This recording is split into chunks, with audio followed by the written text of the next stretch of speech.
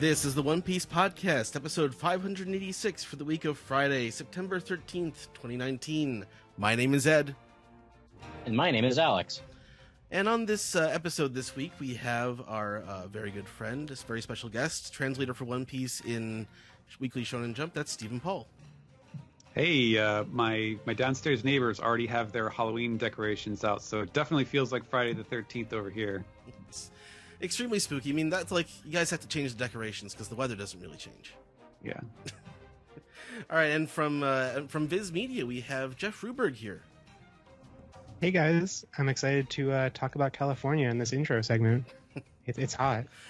I mean, I'm severely outnumbered as someone who lives on this side of the the continental fault.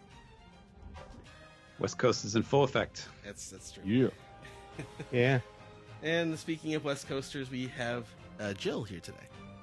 Hi, it's 95 degrees out. I mean, not right now, but it was earlier in the day. And I guess I gotta put up my candy corn wreath on the door. It's time for fall and fire season. All right, and we also have Dennis here from California. Hey, it is good to be back on. Cannot wait to talk about One Piece again. And yes, excited. Anyway, I feel like I should give you a proper introduction. That's the host of the Vintage Anime Club podcast. Thanks. We've been going over Gundam, the movie trilogy, and it is taking every fiber of my being to not buy like 10 different Gunpla kits right now. Oh man, you should have just done the series. To be perfect.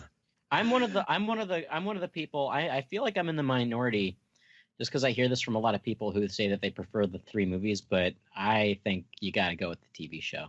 I will probably go over the series afterwards, but because we try to keep our episodes shorter or like not sticking to one thing for way too long, which is why we got to truncate it at 26 and under episodes for a series. Well, 26 and under, you don't see very many age limits like that. Unless you're like renting a car. Oh, and we have one more guest. We have our good friend Maddie. Oh yeah, I am also in California. It's true. Yeah, it really is a California show this week. And Maddie, you'll be joining us for the opening segment, and also hopefully be doing some art for the episode. So. Oh yeah. Big One Piece news week. First of all, we're gonna do an anime recap of Chapter 955, Enma, chapter that lit the internet on fire several days before its release, unfortunately. But somehow, nevertheless, Fire. we're going to be talking about it, and we're pretty excited about it. And we also have a double anime recap for episodes 900 and 901, which Sam and I recorded a few days ago. We are recording this before the Saturday episode, so that should be on next week's show.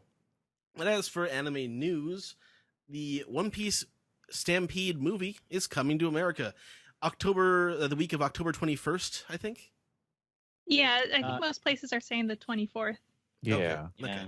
Yeah. The trailer that was exclusive to IGN apparently says October 24th through the 31st, and the biggest news of all is that it's going to be dubbed and subbed. Yes. At the same time? You have to listen to both audio at once. I don't know. That's actually have you ever watched like the Polish dub of The Simpsons where they have people speaking just over English dialogue? Oh Oh god. no. It's awful. It's awful. Has everyone here bought their tickets already? I mean, Yes. Yep. Yes. I've multiple days actually. So Oh, nice. if anyone wants to see Wow. me, I'll be at the South Barrington AMC Theater off of Interstate 90, both the 24th and the 26th. So, if you're in the area. Yeah. And I think a lot of us are going to the Burbank 7 o'clock showing on the 24th. Yeah. For those Yeah. who are around the LA area. Yeah, and then I don't know. I think some of us are going to the 26th at Universal for the dub showing. Yeah, I'm gonna try to be there too. Yeah, so Great. you can find a handful of us there as well. Also, Steve and Brian. And Alex, are there any showings in the DC area?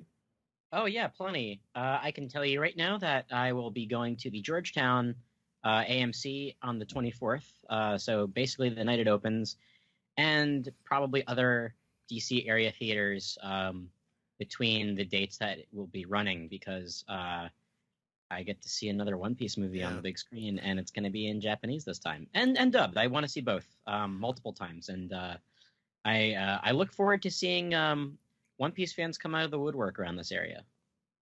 Absolutely. All right, and there was also other big news. The Nissan Cup Noodle ad released a Nami One Piece high school ad this week, and we're all very excited over this, aren't we? Oh yeah. Yeah. I love cheese curry. I changed my Twitter name. Yeah, I mean, they're so gorgeous. And of course, like the funnest part is just going through the backgrounds and seeing all the cameos and all the little details because they're just like chock full of them. It's absolutely nuts. Yeah, that's been my favorite part doing that. And it's funny that when we had Abby Denton on a couple weeks ago, the name Starfunkel was invoked several times during that podcast. and Starfunkel shows up in the commercial. Yep. In the background. We did it. Yeah, that's right. It was us. Yeah. The collective One Piece podcast and guests. My favorite bit was the when the Vinsmokes appeared. Reiju was there in the background holding a sign with her name on it, but it was supposed to look like the announcement of the new era because she's Reiju and it was the Reiwa era. But she's holding the little sign with the characters on it. It's So good. Yeah, that was super clever. Yeah, just they're just unbelievable, and it's like little things too. It's like if you notice like the umbrella that Perona's holding, it has like the same handle as her usual umbrella, and just all those little things. And like, oh man, like Ace and Sabo together was just like, ugh. Post You can demo for tell- Elvita was there too. You can tell that the people who work on these are really big fans of like One Piece itself. I really love them. Oh yeah, and I mean even like little things like stuff from like the chapter titles were like in the background text. Yes, okay, let's And- stand up was one of them. Right, yeah, and it's so crazy. But also too, if you haven't seen, I translated the character profiles they have. So you can find those on my Twitter. They're just like super cute. And Zoro and Nami's have been made longer since they each had a commercial. The other ones are shorter. I don't know, if we get more of them. Hopefully we'll get some longer ones for the other characters. But it also says like Luffy is coming soon, so I guess that kind of implies that we'll be seeing more, hopefully. Well, hopefully they do all 10. Actually, I don't know if Jinbei's been in these ads yet. Nah. They just show up at Was the he in end. the first? The Starbucks. Was he in the back? Was he in the background of the first one? I don't know. I feel like I kind of remember that, but I'm not sure if I'm making that up or if it was. I feel like he was. No. I don't know. We'll see. Was there any other One Piece news, anime, manga merchandise news this week? They showed some more promo videos with Tokyo Game Show and stuff. They showed some more stuff about Pirate Warriors 4, including that it's going to have a bunch of Wano like stuff and levels and things. So that's really exciting since we all knew that we were going to get a bunch of Whole Cake Island stuff since that's already done, but to see them going right into Wano stuff is exciting. And I think in this Jump issue they also showed off Carrot as a playable character. So yeah, really cool. Similar. So like in Pirate Warriors 3, they had like an original Dressrosa story because it was in the middle of Dressrosa when it came out. So it's kind of the same idea where it's not like the real Wano story, but it's a Wano story. But yeah, it's great. Is that confirmed? Yeah, it said like original Wano story in the trailer because I mean it's going to come out before Wano's concluded. So, but yeah, and Kaido was in the trailer. Carrot, Zoro, obviously it was like Zoro's confirmed. It's like, well, yeah, shocking. But I think from earlier ones, all the at least are all the Vinsmokes playable, or is I think Ichiji, so. Niji, and Reiju at least. They did say they were all playable. I don't know about Judge, but hold on. Brothers. Like Yonji wasn't in the ad. He's not in the video game. What do they got against Yonji? Would you Nobody not have liked Yonji. Yonji? I think he is going to be in the video game. Oh, he is. Oh, okay. Yeah. Never mind then. But yeah, no, I mean, with the way that the Pirate Warriors games work, it's probably just going to be one stage because that's what they tend to do. It's just like one big stage for one whole like location or arc or whatever. So they'll just have one, like maybe of the Flower Capital. I think that's what it looked like, and it'll look great. I'm sure. I'm sure that Dressrosa will be divided into two now since it's done. like pre-Birdcage and post-Birdcage, if I were to speculate. And I noticed that in the new video, Drake is there and he is humongous, which leads me to believe that they're going to bring in some big boss characters like they have in other Musou games that aren't like playable, but like in the Gundam ones, they had mobile armors and stuff like that you could fight, like Big Zom and the Psycho Gundam. I don't think, like, as far as I know, most of the boss characters in One Piece, the One Piece ones have been playable. No, you fought Ors. Oh, Yeah. right. I mean, Kaku's not huge, but he's like tall. I guess I would like that.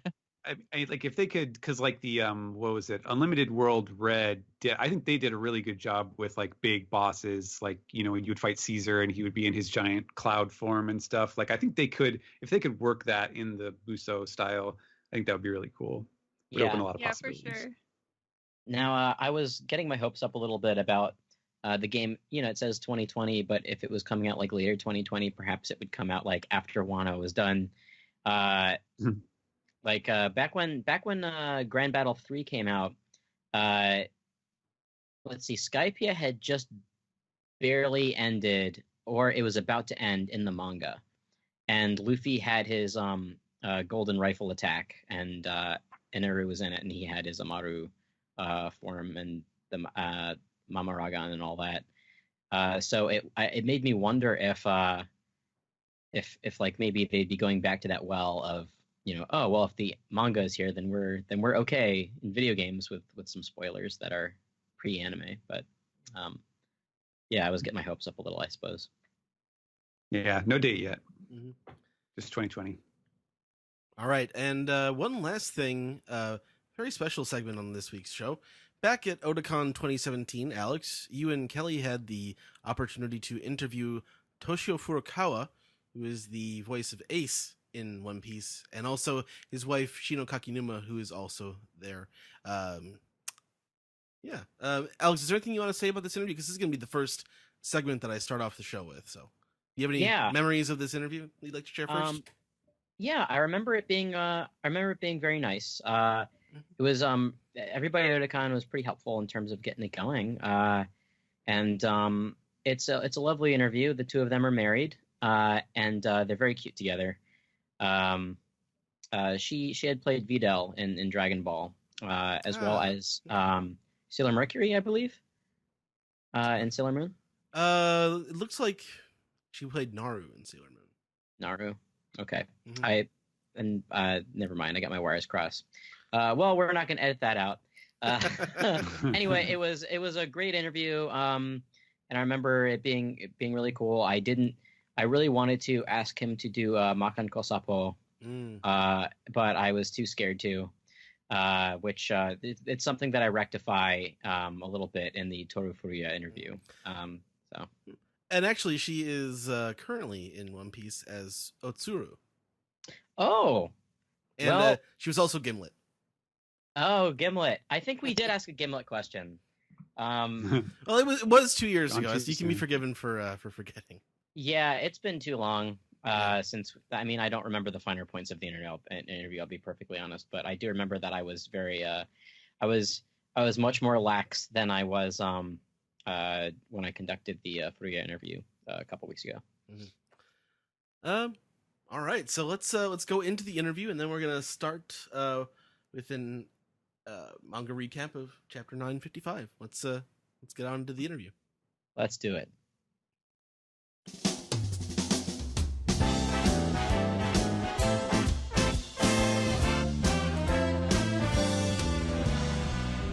A question for the two of you. How did you both become voice actors? That I was working in, it was actually a very famous voice actor. So that's actually where I started in the voice acting.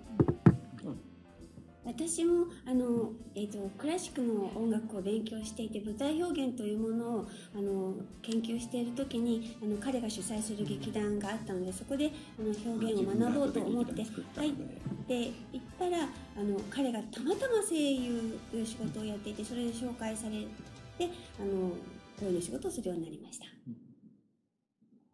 So what I was originally into was classical music, and what I wanted to do was expressing classical music in a stage setting.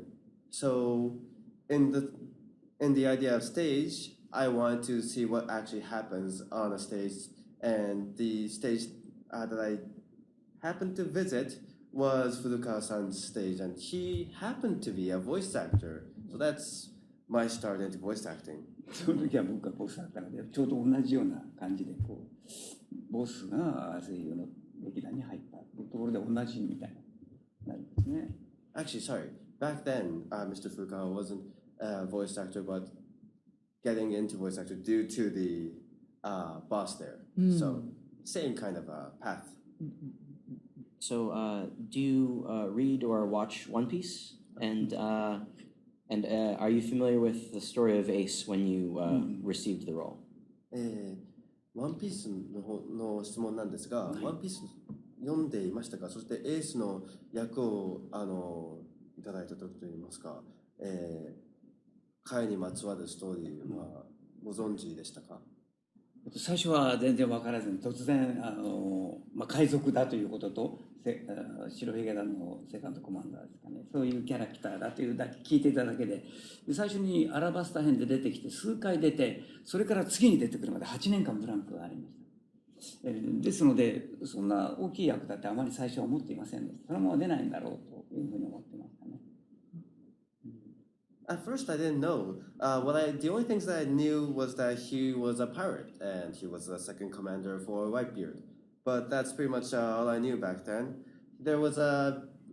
Initially, there was a part where he pops up, but then for around 8 years, he didn't show up again. So I was thinking at first, I was thinking, oh, he probably isn't all that of an important role, is he? 再び出てきたら1年間で死にましたけど。And when I came back again, I died in a year.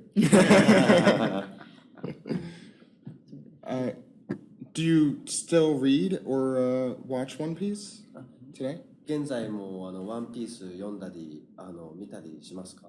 というよりも仕事としてはずっと続いてるんですね。というのはそのゲームであるとかショーのステージがいろいろありますので、それ続いているので、毎年何回もゲームのエースのセリフを取りますので、仕事として自分の中では終わっていない、ストーリーとしては終わっている、もう死んでいるんだけれども、ずっと終わってない仕事なんですね。As a as a profession, it's still continuing the relationship with Ace, because every time there's a new game that comes up for One Piece, or every time there's a new show, whatever, that incorporates Ace, well, I need to take new voices for him, and every time there's a game, I would be shouting out his lines and his moves. So that, in that sense, it's still an ongoing thing.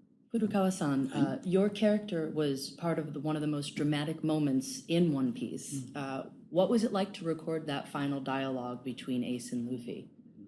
古川さんのキャラクターエースはワンピースの中でもう特に感情的なシーンを演じたキャラクターだと思います。ルフィとの最後の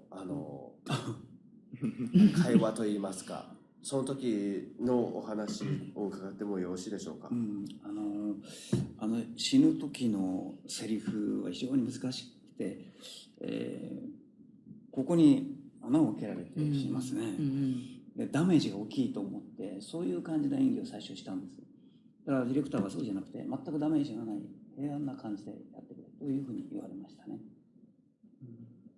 スタジオ中はその収録を終えた時みんな泣いてしまって、実際に泣いてしまって大変でした。古川さんももちろんそうですね。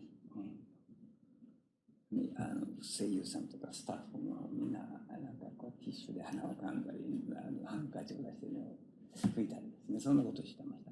一番ボロ泣きして激しく泣いていたのはルフィの田中真由美さんですね。彼女がセリフを言った後、もうマイクロフォンから席に戻るときにもうボロボロ泣いていて、その後収録すぐできないのでちょっと休憩しました。So the dialogue near the moments of death, at first, you know how near his death, he has a huge hole in his chest, and I was thinking, oh, this must be a huge damage to him. He probably wouldn't be able to talk normally. So at first, I was acting as if he was gonna die like in the next moment. But the director said, no, that's not what we want. You are supposed to be calm, natural, just talk like you would naturally.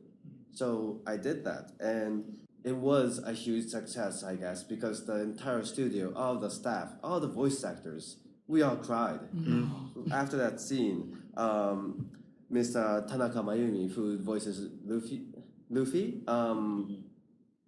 burst out into tears. That when she was walking back from the mic, she was in tears, and we couldn't go on with the recording for some while. Tissues were rapidly being consumed. Everyone was wiping their tears and their nasal cavities. And Director, we can't anymore. 休憩を取りました。Well, many of us cried too. Yes. 我々も泣かせていただきました。Kakinuma-san, it appears that you were also in One Piece. You played a part in another dramatic storyline. Gimlet. What was that experience like? 柿沼さんもワンピースで出演なさっていて、これまたとても感情的なシーンだったと思いますが、このシーンに関して少し教えてもらってよろしいでしょうか。そうですね。待望のワンピースの出演だったので大喜びしたんですけど、でも話を聞いた途端、役名聞いた途端に出てきたのはもうすでに死んでいる人の役で、しかも赤ちゃんで、セリフは全ておぎゃーおぎゃーしかない。おぎゃーおぎゃーだけで全てを生まれてきたか細い声から元気いっぱい暴れているおぎゃーおぎゃー、そして病気になったおぎゃーおぎゃーで死んでしまいそうなおぎゃーおぎゃー、それらを演じ分けてくださいと言われて、それはそれでものすごく難しいハードルの高いおぎゃーおぎゃーだったなと。ただ泣いただけ。思いました。いいね。ただ泣いただけでギャランティーもらう。いいね。So I was very excited when I heard that I would be able to take a role in One Piece too. But when I heard about the character that I was going to do, oh, let's face it, the character was already dead. And the character was a very unique character where the only thing that the character really, there's really no talking really. Everything was in wah wah crying. So the director actually told me, in your crying, I want you to go through phases in your life, the wow wow birth, the wow wow of energetically flailing around, the wow wow of getting sick, the crying wow wow of death, everything. So crying, that was a very intense crying. Well, I hope in the future you're able to land a role in One Piece that is more substantial. 将来的ワンピースで次は泣き声以外の役を楽しみにしています。ありがとうございます。私もそう願います。I hope so too. Now, regarding Dragon Ball, both of you are in Dragon Ball. As a matter of fact, Piccolo and Videl have somewhat of a special relationship because they have a character that bonds them together, Gohan. When you do you act together in the same room? And when you do, does your relationship come across as a little more special than would normally? Because the two of you are married. ドラゴンボールの話なのですが、いわゆるピッコロとビーデルというその間にご飯がいるという、いわゆるご飯が共通点となっているキャラクターではあるのですが、こちら収録の時に特別なといいますかこととかありましたか？お二人結婚なさっていることもありますし、一緒に収録した機会はありますか？同じ部屋でという。別々に撮ってもらうようにして、一緒にスタジオで同時にいると僕はレクチャーしたくなって言ってしまうので、そうすると越権行為になるとディレクターの仕事を奪ってしまうので、僕はなるべく一緒にやらないように、自分のセリフが終わるとすぐ外に出て一緒にやらないように、ディレクターにもちょっとあまり一緒に撮らないでほしいというふうに言ってましたね。So actually, we were in the same room, but we took the lines separately because if I was in the same room when she would be performing, I would then want to lecture her. And that is not good because that's taking over the role of the director. I'm not supposed to be doing that. So upon that, I said to the director, I don't want to do anything to your job. I am just going to walk out as soon as my line finishes. And I did that. それは劇団で、師と弟子みたいな関係だったので、ついこう演技に関してレクチャーしたくなる、そういう癖がついて。That kind of comes naturally when you're in the same play, same stage acting studio. So wanting to lecture her was kind of a natural response, but I'm not supposed to do that. だからスタジオの中でフロアディレクターみたいに自分がレクチャーしちゃうのでまずいなと思って一緒にやらない。So lecturing her during her work, like a floor director, wasn't something that I wanted to do. So Understand. One Piece just celebrated its 20th anniversary. How does it feel to be part of such a record-breaking series? いわゆるワンピース現在20周年となっておりますが、もう本当これほど規格外とも言いましょうか、すごいパワーを持ったシリーズに関われたことをどう思いますか？とってもラッキーな日本のそのアニメ史に残る金字塔的な作品というのは、ガンダムもそうですし、この作品もそうですね。さまざまなそういう作品にその自分の年代ごとにこうずっと演じてこられたのはとてもラッキーだったと思いますね。素晴らしいことだと思います。この作品もっと続いてほしい。So I feel lucky that I was able to take part in such a long and very pronounced series as One Piece. It's almost a part of Japanese culture now, like Gundam. So I believe that I was lucky to be able to take part in various things that make up Japanese culture in various parts of my life. It is a very unique experience. さまざまな世代の人に覚えていただいているので、声優としてもとてもラッキーだったな。And as a voice actor, I would probably be remembered by various age groups of people by those different roles. So as a voice actor, there's nothing as happy as this. Great. I think we're done. Yeah. Thank you. Thank you so much for speaking with us. Thank you so much. Thank you.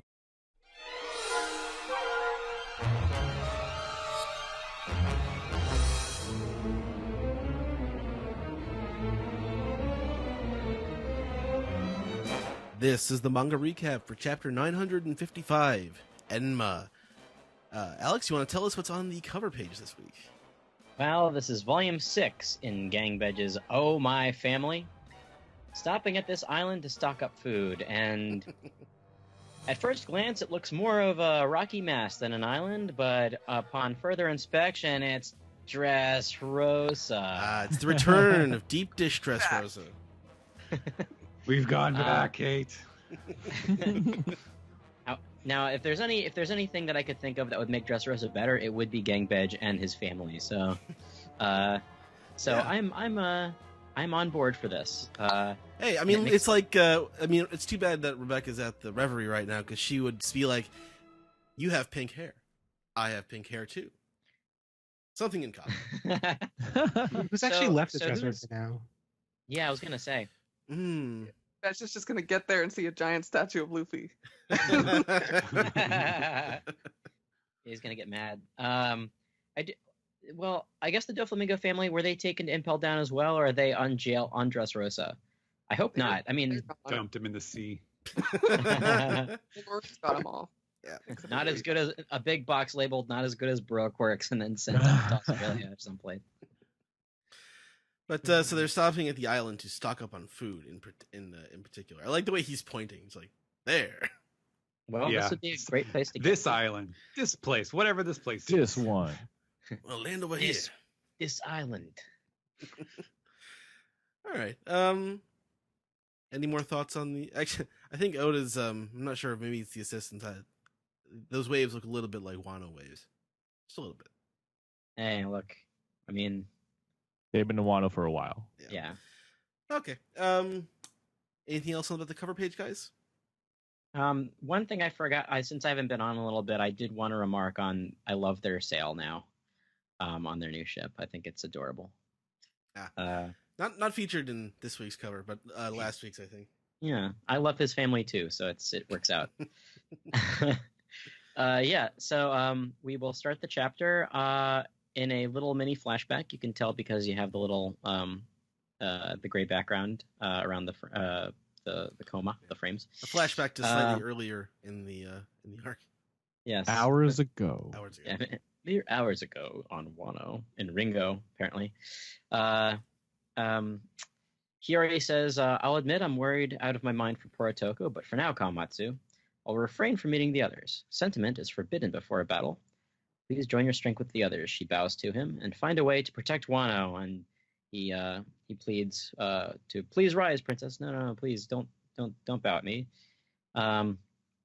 So now we return to the present, Amigasa village, Kuri, Wano, and all of the Akazaya, I guess 7 at this point, or are the Samurai Collective, which is now the name of a new indie band, are saying, "What is this true? Lady Hiyori survived?" And Kinemon remarks, "And the little tomboy has learned to speak and act so finely. She has grown up indeed. Knowing that you've been captured, Kawamatsu, we all simply assumed the worst and dared not ask." So everybody is given their best face faults here, except for Ashura, who is just doing the same face he always does. And Dogstorm wants to know if she is guarded. Where's she at? Kawamatsu says, not to fear, she is in a safe place. And I want to know too. God damn it. But Kinemon says that it's a relief, and he's so glad. And we have a really adorable little mini flashback that's surrounding Momo's head. She says, "Big brother, a flying kick," and gets him right in the face. And these are the fond memories that Momonosuke has of his little sister Hiyori. Flying kick to the face. She is so adorable. She looks like Otoko. I was going to say that. Yeah. She does look a lot like Otoko. I think it's the giant smile. Yeah. It's kind of hard to tell from that angle. Mm-hmm. Yeah. So Momonosuke is having a conversation with Zorojuro, and he says, "Oh, you rescued her? I mean, you're dead. Hiyori is rough and tumble, but at her core, she is soft and quick to tears." And Zoro says, "Listen, Momo, you gotta get your head out of the past, buddy. You gotta figure she's 18 years older than you now." And then he goes, "Oh." And the first thing he thinks of is, "Oh, wow, a flying kick from someone 18 years older. That sounds dangerous." There's a lot of gags in this chapter. This is the most innocent way this topic could possibly have been broached, with Momonosuke being a little perv. Yeah, this is great. Pretty awesome. Anyway, I liked also, sometimes I think Dogstorm, like if he gets angry, like he tries to yell at people and barks come out. It's like he bites back at crime. I was gonna say, yeah. I noticed that in his Wano gear, he's not wearing his cool sunglasses. Oh yeah. Unless I forgot to draw them, which is also entirely No, I possible. think he is. They're just really small. Oh yeah. I guess that's. They're like Morpheus style ones. They kind of fit over the eye cups. Pince nez, yeah. All right, Dennis, you got page 2. Speaking of pervs, we have our resident one, Sanji, coming in and going, "Wait, was she the babe I saw with you?" Yelling at Zoro with probably one of the better angry Sanji faces I've seen in a while. Yeah. And immediately pulling a 180. "Momonosuke, anything I could get for you, little buddy?" Really trying to butter up to the little guy. And even Zoro comments going, "Don't suck up to her brother, you idiot." And meanwhile, we go over to Hitetsu, going. My preparations are complete. Are you sure about this? And Kawamatsu says, yes, we've cleared it up. So, no, I forgot her name or his name. Okiku. Okiku brings out another sword, saying, Sir Hitetsu, here is Kitetsu 2, or Kitetsu. No, that doesn't work. Kitetsu? Kitetsu. It was confiscated from Luffy Taro in Udon. And Hitetsu says, thank you. The boy took it from me without permission. And Zoro's like, oh, Kitetsu. So it was a named sword. So, unfortunately... Like they said confiscated. Like they straight up had to take it from this boy. Well, I mean, like the prisoners took it, but yeah. And so, thus, now Zoro doesn't have to look at this sword anymore, I guess. But now Hitetsu does his formal introduction. Now, I am Tenguyama Hitetsu, a katana blacksmith of Wano. For 20 long years, I have been waiting for the opportunity to bequeath these swords to you two. So now we get this really nice, big, in focus a panel of these two swords that they are talked about. Lord Odin's swords, Ame no Habakiri, that cuts down the heavens, and Enma, that splits the earth to the bottom of hell. Dun, dun, dun. I love the way that Oda draws swords. Like They're he really always draws them from a really cool angle. Mm-hmm. Looking forward to seeing the costumes make these. You can see the cushion. You can see like the way the tassels hang. You can see that the hilts are complementary, and they make the design that's on the scabbards if you combine them, because they're both half of a 6-petal flower if you put them together. Wow. It's two parts of a whole. You can't. I don't think you should. I don't think they should be separating them. Yeah. I forgive my interruption, Dennis, but Stephen, on a previous podcast, you went over the origin of the folklore for these two swords, but what does Ame no Habakiri mean in Japanese? It's something rain? No. Okay. So Ame in this case is actually it's more of like the older word for heaven. It's also it shows up as Ama a lot in a lot of the old like sort of legendary words. And so Ame no in this case means of the heavens. And Haba is it looks like, it's funny, if you look at it, it looks like wings, but it is actually an ancient word for serpent. And then Kiri means cutter. So it is the heavenly serpent cutter. And that's, that is the one that, who is the hero? Susanoo, I think, is the ancient hero. And he's the one who used it to slay Orochi, the 8-headed snake. So it's a very literal sword. Yeah. Cool. Go ahead. And Enma, of course, is the Lord of Hell. Yep. Yeah. Continuing, Hitetsu goes, both are held among the 21 excellent great swords, along with Shusui, which Zoro had to give up, if you remember last time. So he asks Momonosuke, what shall we do with my masterpiece, Lord Momonosuke? And he's commenting, I'm not ready. I'm not afraid. No. But I want you to keep it for now. So he turns into a dragon. Yeah. It's like the worst case of trying to lie. And then Zoro, as what Hiyori said to Kawamatsu, as for Enma, it is now yours, though I will warn you, ... It Zoro contains a terrible curse. Yes. So But it comes with this free frozen yogurt, which I call Frogurt. Okay. So the warning is that before or after, only one man has ever tamed Enma. And that man was Kozuki Oden. Zoro, he's judging it, and I thought he was going to throw it up in the air like he did with Kitetsu. It's a classic move, but no, that's not. He says, cut down one of these trees to test its edge, Hitetsu says to him. And Kinemon he looks scared. He says, there's I say this only out of kindness, but I would not accept that sword. He cuts the entire island. He cuts the island. Look at that. He cuts the whole coastline off. Yeah, it's sweet. I mean, they did say it would cut Earth, so yeah, that's a lot of Earth it cut. Yeah, there's something going on here. He sliced the coastline. Sanji freaks out. Momo and Nami. His arm is shriveled and black. Zoro's arm, and you can see the aura around the sword. And he glares mightily at it, and it says, "Hey, you! give it back. And he pumps up his arm like the gorilla attack. He's Arnold. He's got the feeling right now. So look at that thing. My God.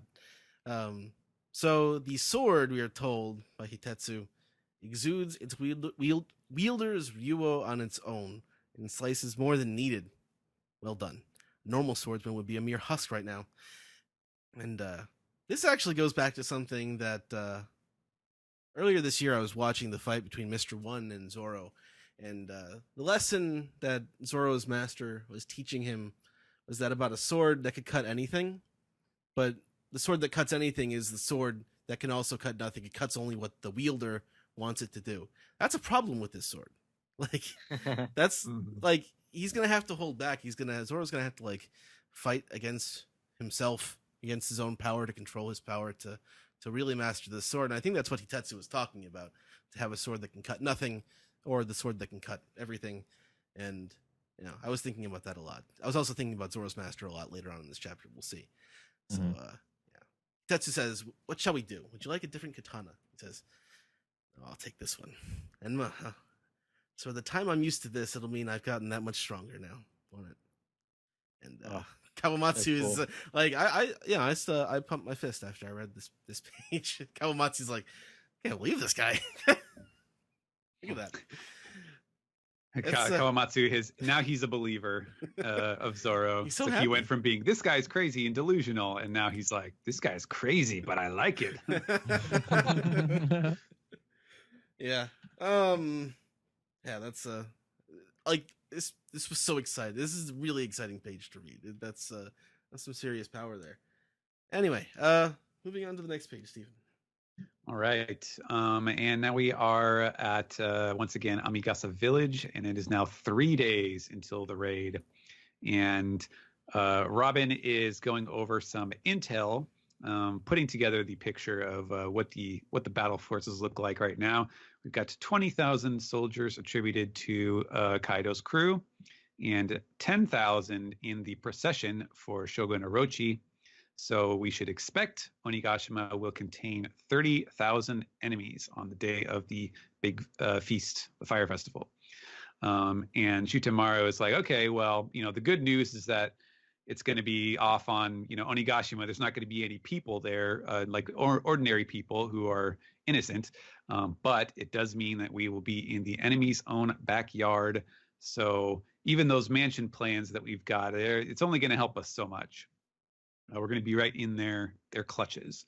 And Kinemon, who is, I'm not sure what he's doing here. It's like arts and crafts corner, and Kinemon is having some trouble.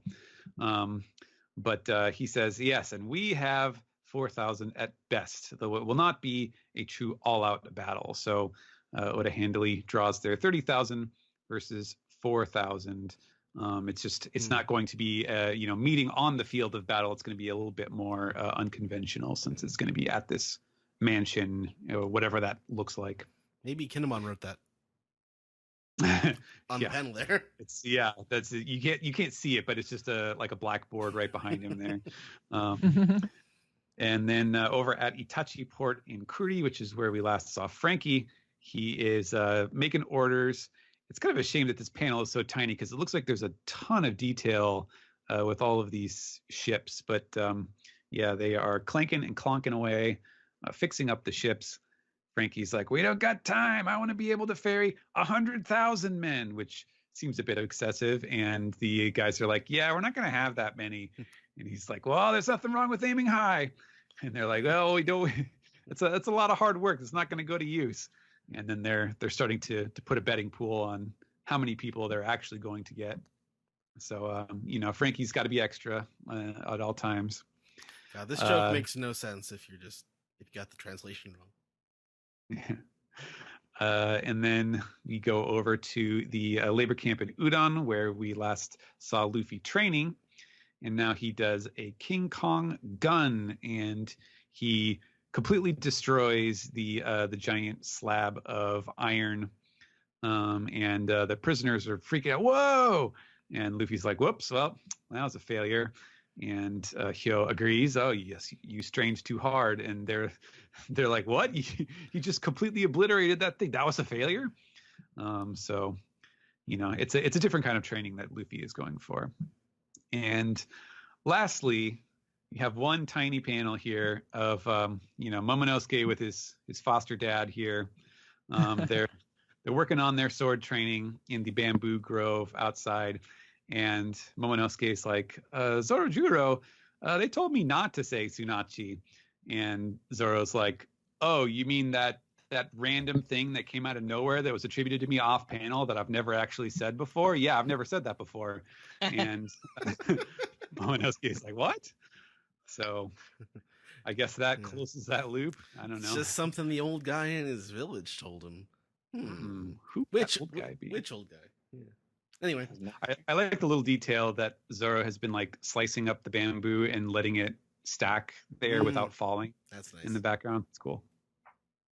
Yeah. Bamboo Jenga. Jill. All right.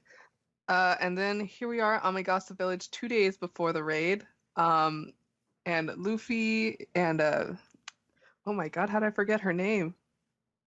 Oh no, she's so cute. The little girl, what is her name? I just watched the anime. Otama. It's in the panel. Yeah, I wish I, could read.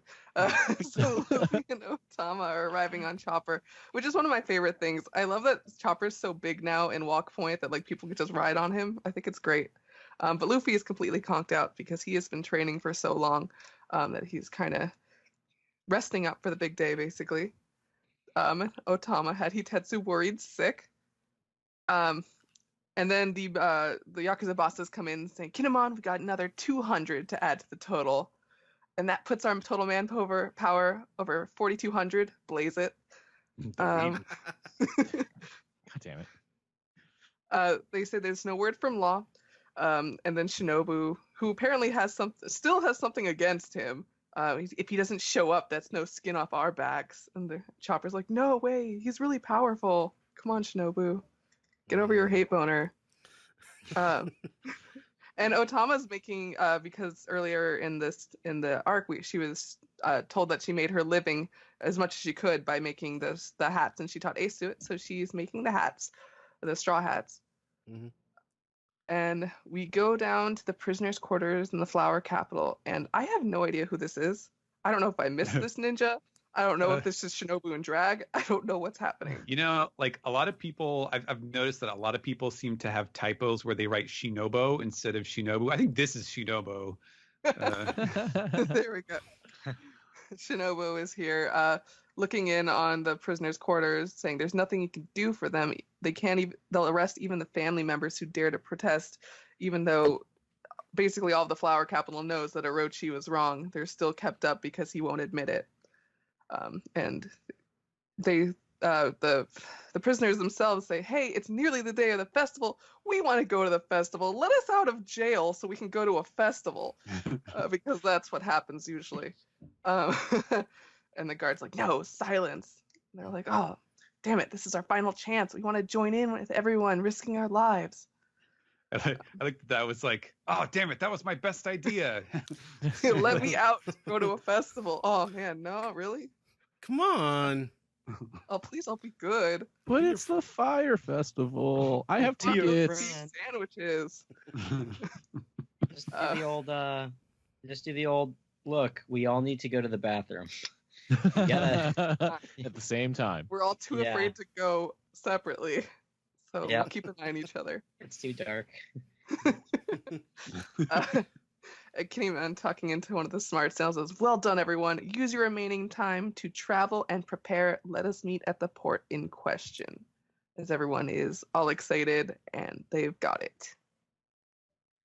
Jeff, you're up. All right. So back in Amigasa Village, and it's the day before the raid. And I like how these 3 pages are like the same opening each day. It's like 3 days before the raid with a period, then 2 days before the raid, no period, and then 1 day with 2 exclamation points. So Kinemon's talking to Luffy and saying, we're going to leave first, Sir Luffy. We must get there before everyone else.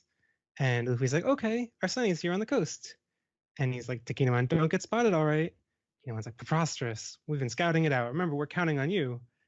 And Luffy's just like, go on, we got this. And they agree to meet at the port. I love With a little that handshake. Yeah. Predator handshake. Yeah. Shot. Yeah. Luffy, you son of a bitch. And those are the hats that Tama was making, right? Oh yeah. I suppose that could be, yeah. Yeah, That Luffy makes has his own sense. hat though. Mm. He didn't, Yeah. he didn't swap out his hat. That'd be slanderous. So then we cut to the voice of Oda. There are countless smokestacks over this land, and even more unfortunate laborers beneath them. We get to see the countless of them, although I count 3. But the workers are, I guess whispering to themselves, "You think it's true? What's true? Did you hear the rumor that Lord Yasue was covering for the Azakaya samurai?" And I guess this is not just the 2 workers, but everyone among not town, but the smokestacks. What? The fire wasn't actually Lord Yasue's prank. It's the signal for the actual signal for the real raid. And then more random people. Don't go giving me pointless hope now. Remember what happened to the Kozuki clan 20 years ago? Even if Kinemon and his gang are alive, their spirits will be broken by now. Is that a named old guy? No, I don't think so. I think these are all new characters. These are all just people, I think. Mm-hmm. Yeah. There won't be no more uprising. And then someone collapses. That's the guy from the previous panel. He falls over. Oh yeah, old guy. And the guard's like, "Hey," and the old guy's, "We'll still be slaves. There's no help for a locked up nation like ours, and nobody can come along and put up a fight against Kaido. If only there was someone who could come along and put up a fight against Kaido." I'm gonna find such a man. Anyway. Meanwhile, 7 samurai with red scabbards, 1 shinobi, and 1 little lord set off across the barren ground, crunching like winter frost under their soles. The sun at its zenith burns bright and hot, despite the lingering clouds. These are not vengeful ghosts come to repay the slaughter of their liege after 20 years. They cast 9 shadows, crisp upon the earth. So, yeah. Look at that's a serious panel right there. Look at that. Yeah. I like how you can see Hihi and that's the first time we've seen Hihi in a while. Or Hihimaru, right? Hihimaru, yeah. Mm-hmm. Yeah, the baboon. The baboon. Yeah. And I guess the Straw Hats aren't going with them. Yeah, this is I think that's the previous page was that they were going to ride the Sunny over separately. Mm-hmm. So this is just the Akazaya. I do wish that he had drawn all of them in profile like that. It's a little bit of a bummer that it's kind of blocked by the speech bubble. Yeah, but that seems like is that a direct visual homage to Kurosawa? This image at the bottom here? It feels like it's got to be, right? Yeah. It's framed very similarly to how Kurosawa frames his work. Yeah. Mm-hmm. Mm-hmm. He does have a lot of sort of epic long shots from distance, I think. Yeah. I love how tiny Momonosuke is in the top one. The spread there. He's just like tiny. His hat's bigger than him. Mm-hmm. Yeah, that's really great. Yeah. The thing about Kurosawa's shots is that they all they all evoke movement, even if they're static. His shots always lead your eye somewhere. Mm-hmm. So I think that's sort of that might be what you're subconsciously thinking there in that bottom panel. Yep. All right, so go to the graves of. We see that it's Pedro and Yasuye, and their loved ones are paying tribute, saying, "When we win the fight, we'll build fancier graves." And poor Otoko.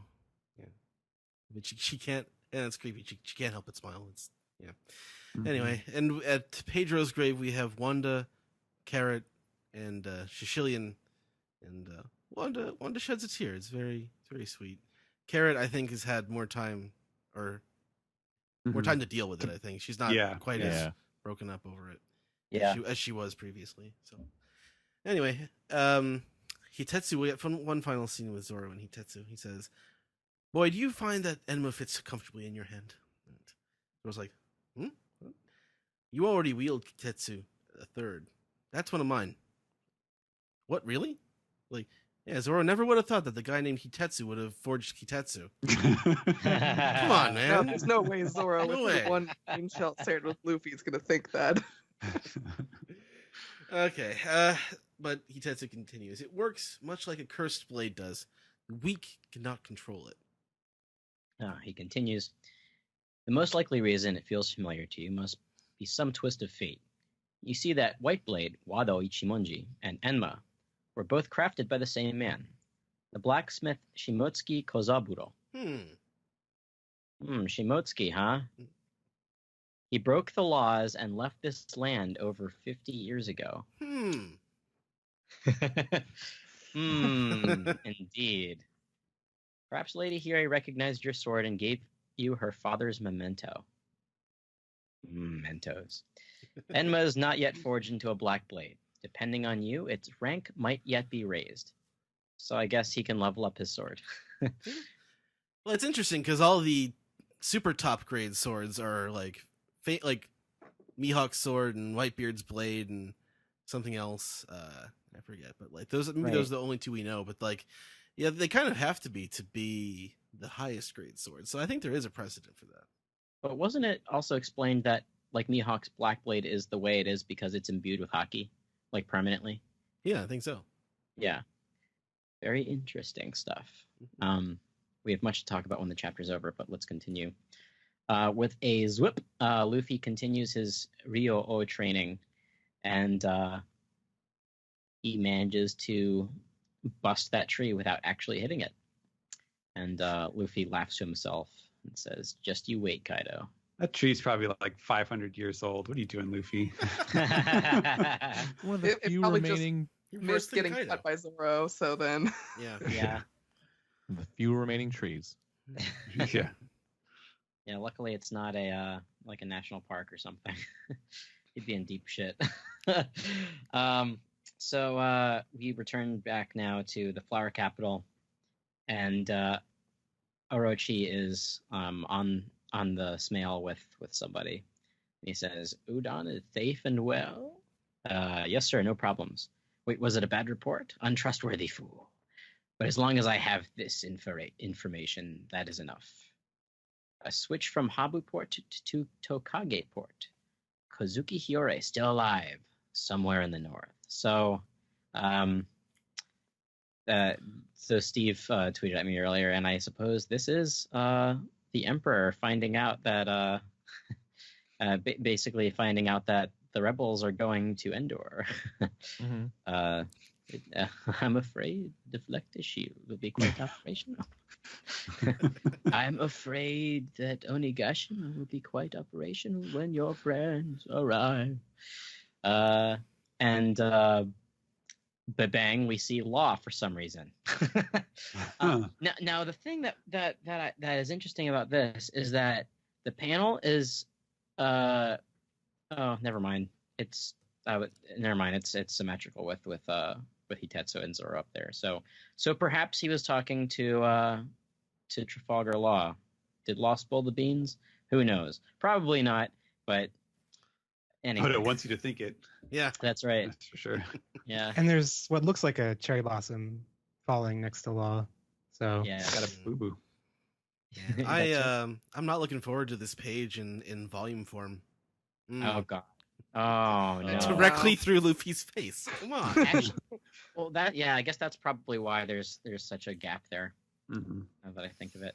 Anyway, yeah, these chapters more and more are built to be read on digital. Anyway, let's finish the chapter. Yes. So here we are. Our shamisen player begins with her song. Bang bang bang bang bang. Come now, gather round. I suppose this is a song. The sky is clear, or the flower capital where the cherry block day of the fire festival is here at last. Make way, make way. The Shogun's procession is passing through. And as the curtains close, we hear a little bit more of the shamisen, and a battle that will affect the fate of the very world is about to begin. Bang. Wano, Act 2. And as the cherry blossoms fall and the curtain closes. There you go. Did we try to predict like when Act 2 was going to end a couple weeks ago? Yeah, It I felt like remember soon. Yeah. Like I assumed it would have been Act 2 would have been over like about 20 chapters ago. So I'm who's to say? I think the thing that threw me off was that Kabuki plays have like 4 to 5 acts, but this might just be standard 3 act. I don't know. Greg was talking about that on Twitter today. Yeah, I mean the actual like drama structure is a 3 act, and they have names. That's that was the whole like Jo Ha Q like thing. We talked about it when I think Act 2 started. And yeah, so I am like 99% positive it's a 3 act structure because just thinking about the way that the arc is constructed, it seems to make sense. Right. Yeah. And Q, that's the 3rd act because that's also well, I mean that's also 9, right? But well, it stands for like hurry or rush. It basically means like when shit hits the fan, like it's really going to pick up steam. The climax. Yeah, you might say we're on our way to the fireworks festival. When are we gonna get the fireworks festival? I like that as a title, by the way. I've got a few options written down. Don't worry. So that's the chapter. That's it. Yeah. So let's get some people's thoughts on the chapter. Let's go. Dennis, what do you got? Well, I enjoy the chapter. I don't love it as much as like the Twitter fervor was for it. Like there were definitely some great hits, which other people elaborate on. I mainly am like the small things that we talked about and focused on, like Sanji's funny jealous face, the Predator handshake moment, and when we're talking about the detail of the sword as well. Like I'm excited to see people make this for cosplay. So, I'd like the stuff that is here. I'm not wowed by the chapter, but like it's not a bad chapter at all. I guess since it's the middle of the act, we gotta have some room for what happens later, and we're just how it ended was like, oh, that already okay. I guess we're done with Act 2. All right. Yep. I was just say I must be blocking and muting the right people on Twitter because I did not get spoiled for this chapter. I'm pretty happy about it. Yeah, I didn't get to I don't normally hang out on Twitter around like a day or two when I see that or have an inkling that spoilers up. Like, okay, I'll just stick to the accounts that I get notifications on and don't really post. So I missed whatever hubbub happened. Well, it got trending, and so people were sort of jumping on that. It appeared in trends. So anyway, let's see, Jill, what's your thoughts on the chapter? Yeah, I mean, it was fun. Like everyone, I don't really understand like the fervor so much on Twitter. I guess maybe early chapter, the fact that we finally reached the end of Act 2, Zoro gets a cool ass sword. It's a good setup chapter. I'm very excited to see where things come. And the little things were great. Hiyori, there's still something up with her. I don't know if she's either literally not Hiyori or I don't know, completely on a different side or her own side. But yeah, not a ton to say. There's just there's some really good panels. I loved seeing Zoro when he was cutting the coastline. I thought it was done so well. And Luffy breaking through the tree, I think, is really cool too. I'm excited to see where we go. I'm excited to end Act 2 because we have an intermission coming up then, which it's going to be awesome. I don't know what it's going to be. I don't know if we're going to go back to Blackbeard. I don't know if we're going to Reverie. I'm just pretty excited to see what happens. So yeah. Right on. All right, Jeff, what's your thoughts? Yeah, like Jill said, I'm mostly excited for the intermission. And like everyone's saying, I was really surprised when I read the chapter and I was like, this is what the hubbub was about? Okay, this seems pretty like transitional and like nothing in it is bad. It just was like, okay, and nothing was like wowed me or blew me away. And like, in looking at it like in depth as in this recording, it's like, okay, there is lots of good artistry. There's lots of like the two-page spreads are like it's well done, and like there's cool moments, but nothing that's like, oh my god, this was huge. And I think, I don't know, if I were to like speculate, I think that people are anxious for things to happen, and like with the Act 2 ending, I think people are excited for things to really happen now. It's like this is yet another build up, but it's like the end of the build up. So they're excited for the Straw Hats' plan to fail because, I mean, what kind of drama would there be otherwise? Yeah. So yeah, I don't know. I mean, the stuff with like Zoro's sword, like I was like, as I was reading it, I kept being like, is this the moment that people are excited about? No, okay. Is this the moment? Okay. It's cool. It'll be great in practice. I'm waiting to see how these elements, pay off. So I feel like the payoff hasn't hit yet, and it's like excited to see how they pay off. Right on. And Steven. Yeah, I would say, I had a bit of a mixed reaction. It's always more fun to go over chapters, even the ones that don't really necessarily blow you away the first time when we cover them on the podcast. I think there's some really entertaining stuff in here, but it's by the chapters, like sort of design, it's kind of all over the place, because it's just like a montage scene of all the last little things getting done before we're ready to move the story to this big confrontation. And I think that more than anything is the exciting thing. And I do like that there's still a lot of pretty central questions and mysteries, like, what is why haven't we talked about Hiyori and Komurasaki yet? Like, what's the deal with Kyosho? We haven't seen him in a while.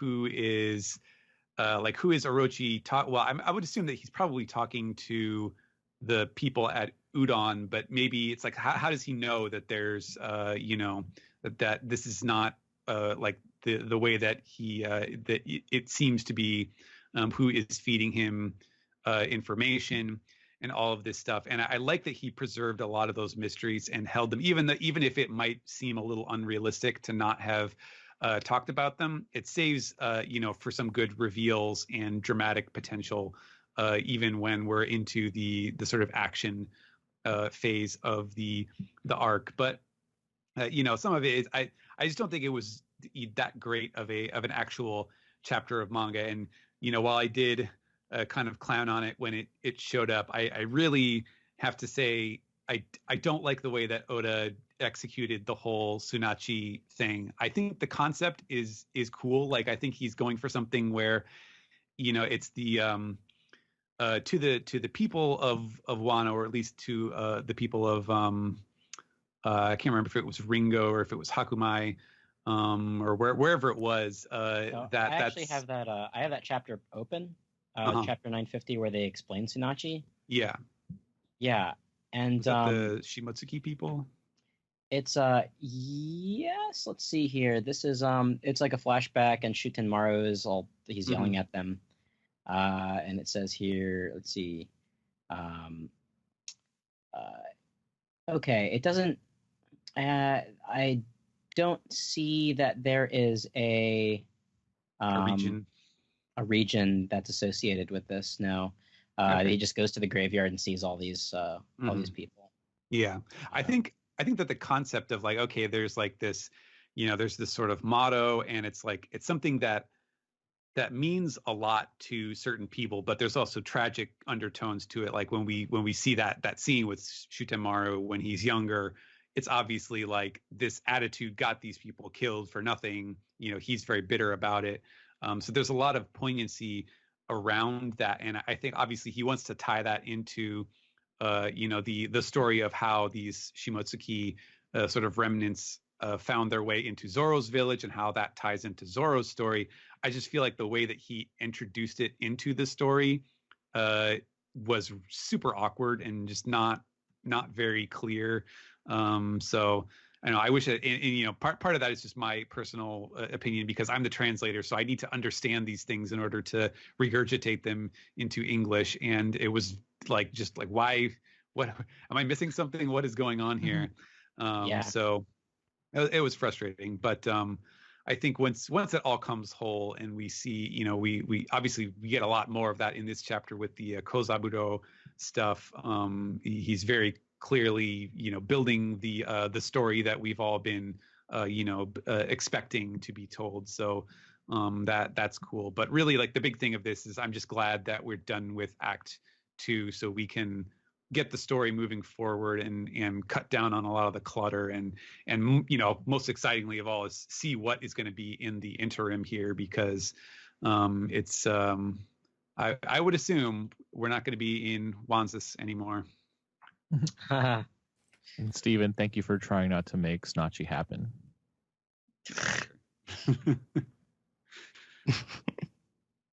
All right, Alex. Okay, I have a lot, but I'm going to save the Zoro stuff for the end of my turn, so the two of us can sort of talk about it. Because you must have a lot of Zoro thoughts as well. Oh yeah. So Hiyori, number 1. She is definitely acting weird, but so I was thinking about this. Her not being Hiyori doesn't really add up to me, because at this point we probably would have already seen Hiyori in the story, but maybe she just is Komurasaki and Hiyori is the shamisen player that we've seen this entire time that we haven't actually met yet. Like some kind of 20th Century Boys switcheroo or something. Well, let's not spoil anybody like me on 20th Century Boys. Little Prince and the Pauper magic happening. Yeah. So so that's what I like. If she isn't Hiyori, that's my thought. But yeah, I've been trying so hard not to subscribe to Jill's Hiyori is actually evil theory, but it's fishy. It's definitely fishy, and Kawamatsu is acting a little like, I am not acting weird, I guess, but he seems to think that she's okay. I don't know. Yeah, I don't know. That girl ain't right. Yeah. Yeah, we'll see. We just need more information. So then my next thing, and that's a Zoro thing. Let's see here. So the 30,000 versus 420,100. That's now these are interesting numbers, because this is not accounting for Big Mom's army at all either. Yeah, the Straw Hats have no idea that Big Mom and Kaido have formed an alliance. Oh yeah, it's true. Yeah. Yeah. But then you also have to figure that the samurai who are captured will probably get released. My bet is Denjiro, who may or may not be Kyoshiro, at the last second. Are you suggesting they ride to the rescue like the Army of the Dead at the end of Lord of the Rings? Yeah, except they don't look like scrubbing bubbles. And I fully believe that in the thick of when everybody's in a pinch, Jinbei will show up along with Cat Viper, because these are two characters who were instructed to meet at Wano and have not yet. So, good point. And I guess without Marco, because okay. So my first Zoro observation. Because Zoro is too much of a badass, we've never actually seen what a cursed blade can actually do, or actually does to the wielder. So we got an idea of it at Logtown. It was supposed to chop his arm off, but it didn't. Yeah, supposed to, but didn't. Sounds like someone's got a case of supposed to. Yeah. And I mean, it could have chopped his arm off, or it could have done any number of things. But we've actually never seen what a cursed blade does in action until maybe now. Enma appears to be an ultra cursed blade that comes with Frogurt, and that's bad. But the nice thing is that Zoro's going to get stronger. That's good. But when it gets stronger, that contains potassium benzoate. That's bad. It's like it turned him into the kid from the Titanica sketch of Mr. Show. It did. Oh my god. Yeah. The little beef jerky guy. Yeah. Yeah. I do love when Oda depletes people of their strength. They look like mummies. There's all of your muscles atrophy, but What I thought was really interesting is that Zoro glared at the sword and told him to give it back, like give back my muscles. Like, Yeah, I you gotta think, be like, firm with it. Come on, it's you gotta yeah, master it.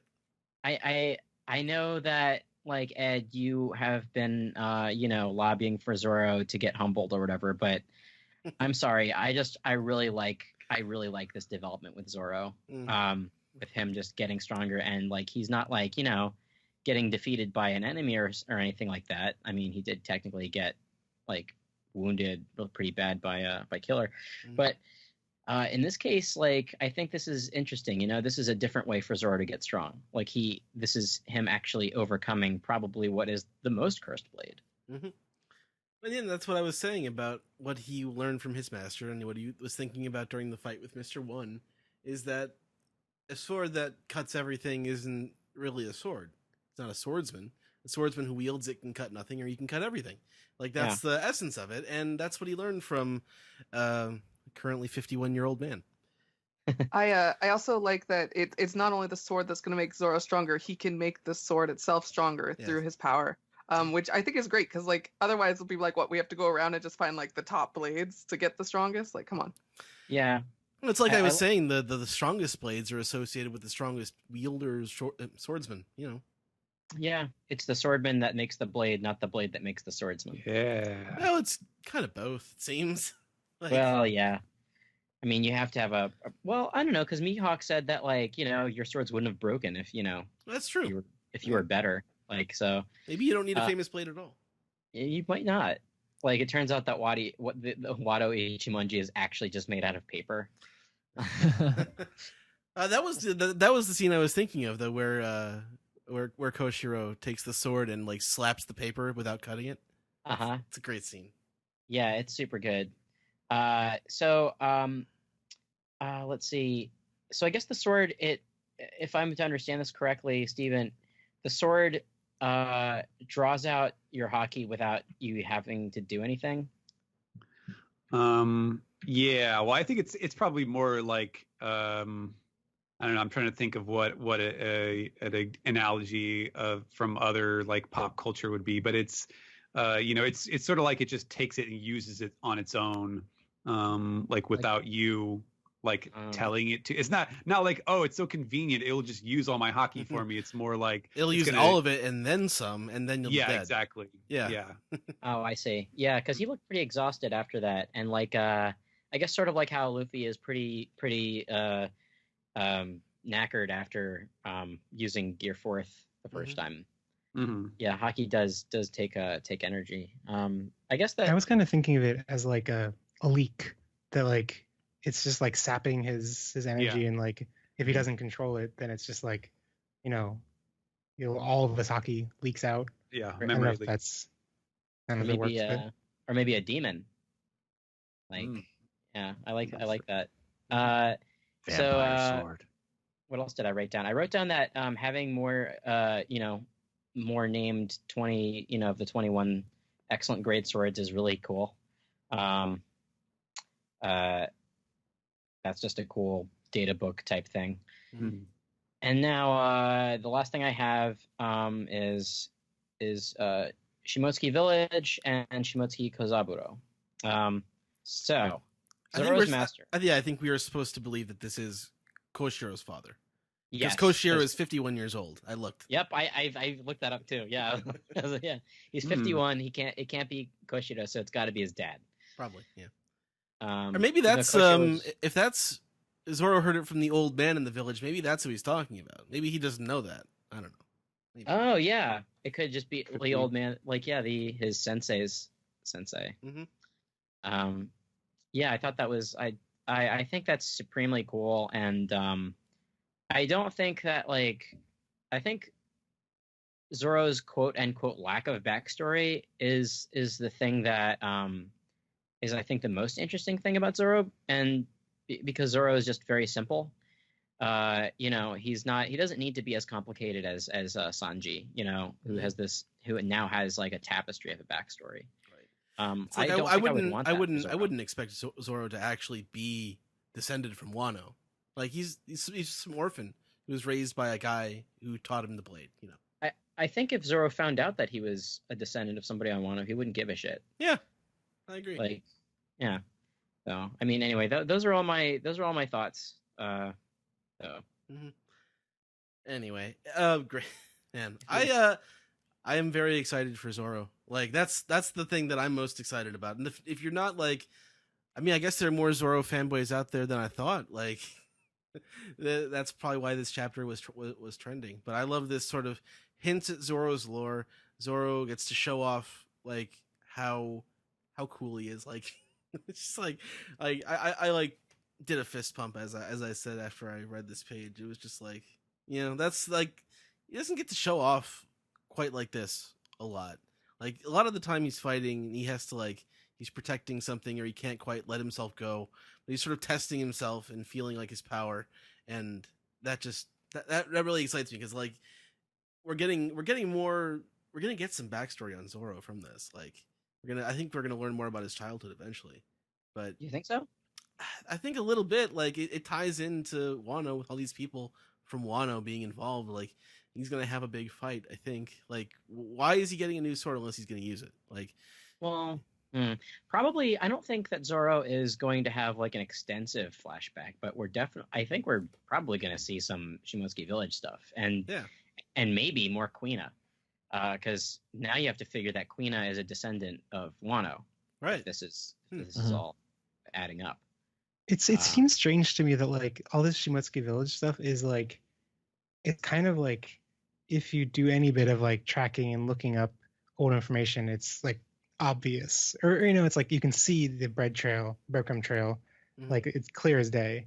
But to a casual reader or someone who isn't looking up things, it's like not there at all. So I'm kind of curious to see how it's resolved. Like, is it going to be something that's like treated like it's a surprise to the reader?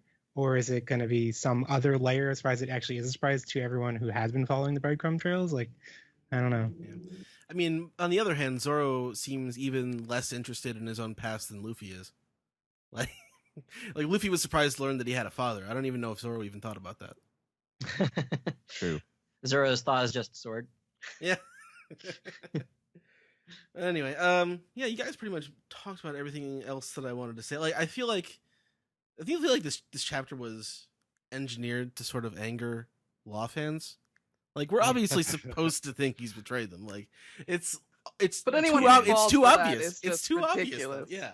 Like, did they watch an entire arc about literally the Straw Hats? I'm sorry, I'm a Law fan, and it's like insane to me that even if you don't like Law, reading this and thinking he's gonna betray them, they straight up save everything about him. Yeah. Yeah. Like, Dressrosa was the whole like. Law would never turn on Luffy after that. No, I think Law's got his own plan in mind, like a double crossy type situation. If indeed he is the one who reported back to Orochi about all this stuff, Law's not. You think he's like setting a trap for Orochi or something? Yeah, I think he's going to be the man on the inside. If Drake already isn't. Well, What if next chapter, like, Capone lands on the dock and he's like, hey, what's this journal here? And it's like, my secret plan is nearly complete to screw over the Straw Hats. Was on Kaido's side the whole time. Him and Apu have been in cahoots this entire time. And like when he was like, Pirate Alliance, let's get Kaido. Yep. Okay, did anyone have any final thoughts on the chapter? We're all good? Okay. We're good. All right, let's move on to the next segment.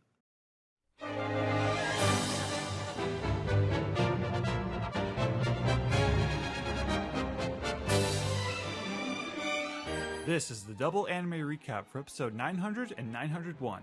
I'm your host Sam, and today with me we have our good friend Ed. Hey, Sam, how's it going?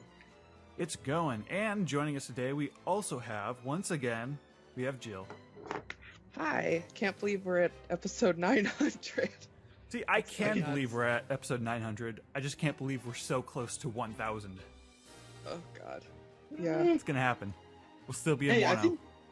Yeah, I'm trying to think of like how many episodes the Dragon Ball series had, because they had like, I don't know, between the first three, like Dragon Ball, Dragon Ball Z, Dragon Ball GT, they only had like 500 episodes. Right. And then I guess there's Super now, but there's still less Dragon Ball episodes than there is One Piece episodes. If you add Super, it adds like another almost 200, I think. How many episodes does Detective Conan have? It's got to have more. A lot. It's more than 1,000. So. Yeah. Yeah, One Piece is not the number one longest anime, but it's close. And the other longest anime, eventually they will end, and One Piece will pass them. Pokemon will end, but One Piece will still keep going. There's no sign of Detective Conan ever ending. Like, I mean, if Kochi Kame can end, I guess. But One Piece has an ending in mind, so right. It's not going to be the longest one ever. So we'll see if Oda changes his mind on that. Or if he's just like vastly underestimating himself. / overestimating himself, depending on what I could watch another 900 episodes. It's fine. So episode 900, the first of these 2 episodes, is titled The Greatest Day of My Life, Otama and Her Sweet Red Bean Soup. And the title card begins at 3 minutes and 21 seconds. And we open on some dying leaves falling into some sewage. Very poetic, very metaphorical. We see that motif a lot in these 2 episodes, a lot of polluted water. So they are working together, Luffy and Suru and Kiku. They're helping Tama. They're getting their medicine ready for Tama to drink. And is this like tea kettle? Is that supposed to be the tanuki? No, the tanuki's with. No. That's in her house back with her master. Yeah, that's with Hitetsu. They have something called evil purging herbs, which sounds very convenient. Hey, it's that excuse you word. They didn't pull out a test tube, so it's fine. So that's what they did on Zoe. I remember that with the when it forms hearts, it's the cure is ready. When it forms skulls, it's not ready yet. So Tama, she gets her medicine. Luffy's a good big bro, and he's helping her drink it. The Kamachio is very happy to see her when she wakes up. He's like peeking through the door in the front of the tea house. He's too big to fit inside, but he's watching. Over the course of these episodes, you lose. I'm not sure if the anime really knows how big he is, because at a point next episode, like it takes Luffy 10 steps to walk all the way across him. I'm like, that doesn't seem right. Yeah, I did notice that too. I was like, all right. So there's a scene where they're asking Tama if her stomach's good. She's up and at him. They're asking her how her stomach feels, and she has to like take a whole 30 seconds to think about it with this little soundtrack, like do do do do do. And then she's like, "Yes, I feel great. I'm healthy. I've healed way too quick, but we're not going to worry about that." And Suru tells her not to drink the river water again, but then immediately her tummy grumbles and she runs straight for the river, going, I need water, river water. And we get our first taste of Suru's kind of her gimmick, which is that she is very aggressive in her hospitality. So she's like berating Tama for going for the water. Well, she's right. So Okiku is patching Zoro up. She's tying his arm up because he got hit by what did he get hit by? A nail. That's right, from Hawkins. Mm-hmm. Yeah, there was a I like the scene from the manga as well. It's like, hey, you're big. He just tells her she's big. Big Mom's. Yeah. Luffy's talking about Big Mom. Big Mom is bigger. He's bragging like, "Oh, Zoro, you missed out. You saw a really big lady." And we cut ahead, and Tama Otsuru is trying to feed her some oshiruko, which is an important meal to remember in this arc. And Tama is rejecting it. She's trying to do her samurai's honor business. She doesn't want to eat it. Tsuru is doing the angry thing again. We have a scene where Tama is sat on the bench right in between Luffy and Zoro, and they're just kind of watching her like, are you going to eat it? Are you going to drink it? Are you going to, what's going to happen here? And then Luffy mentioned something about, hey, it's your birthday. You should should enjoy a good meal. And that Otsuru overhears this and says, "Oh, well, in that case, just think of it as a birthday present. So maybe that will assuage your warrior's guilt." So Tama drinks it. She's got a big happy face. Like it's like her mouth is shaped like a football. You skipped over like a whole like 2 minutes of Okiku, not Okiku. Oh God, Otsuru berating Tama for not eating it. I mean, there's just like a lot of that in general, and there's a lot of Otsuru being angry, and then there's a lot of Tama just like smiling and being happy because the food was so delicious. Mm-hmm. I don't know. I like it helps to get a sense of Wano. Yeah, I haven't tired of this pace yet. They dragged out a lot of it more than in the manga, but like it's okay with me because it fleshes out the characters a bit more, and it definitely makes Tama seem a lot more like a kid. So I really like how they've been doing it. This episode specifically was too slow for me, but we'll get to that. Yeah, I mean, I didn't. It's not like I rewatched this. I watched this last week, so I really did like this week's episode. So we continue. Tama she's passed out. She's got a full stomach, and now she can sleep comfortably. And Luffy and Zoro and Tsuru and Kiku are kind of having a conversation, and Luffy's very upset about the condition of Wano, and he's saying something like, "Well, at least when you're an adult, you can stand poison." And Zoro has to remind him, like, "Actually, no, you can't. That's a you thing." Yeah, that's still because of Magellan, right? That's always just. I take that, yeah. I mean, yeah. Zoro has been eating and drinking poison stuff this whole time, but he's just been kind of toughing it out, I think. Well, he used to eat like razor blades, right? What? Or well, no, Sanji put razor blades in his food once. All right, it's difference. Crunch. Otsuru is asking them what their names are. Zoro says, "I'm Zorojuro."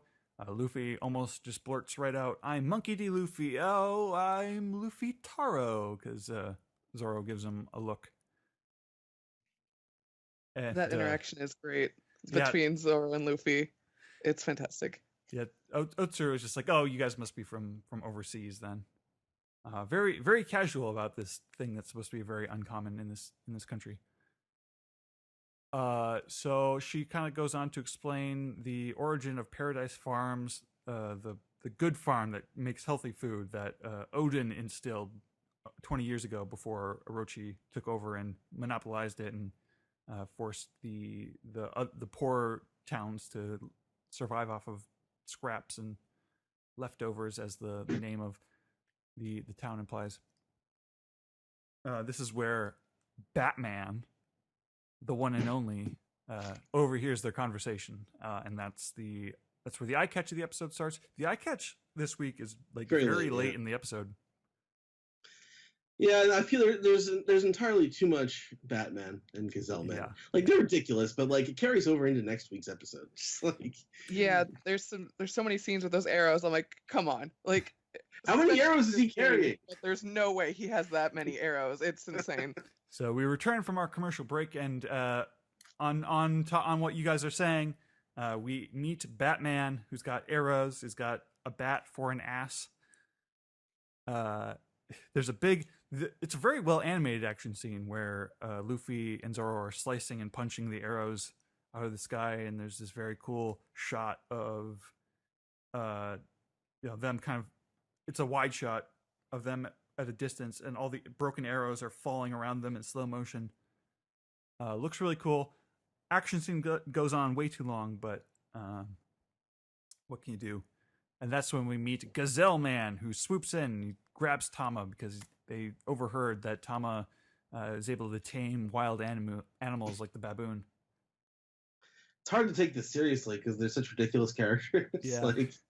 Yeah. Am I supposed to find Gazelle Man scary? Like he's kidnapping Otama, but like no, he's not. Such a small fry. Like I know his voice it's just hilarious. Everything about him.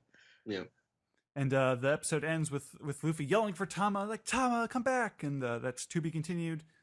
901 is called "Charging into the Enemy's Territory, Bakura Town, where officials thrive." And the title card begins at 3 minutes and 56 seconds.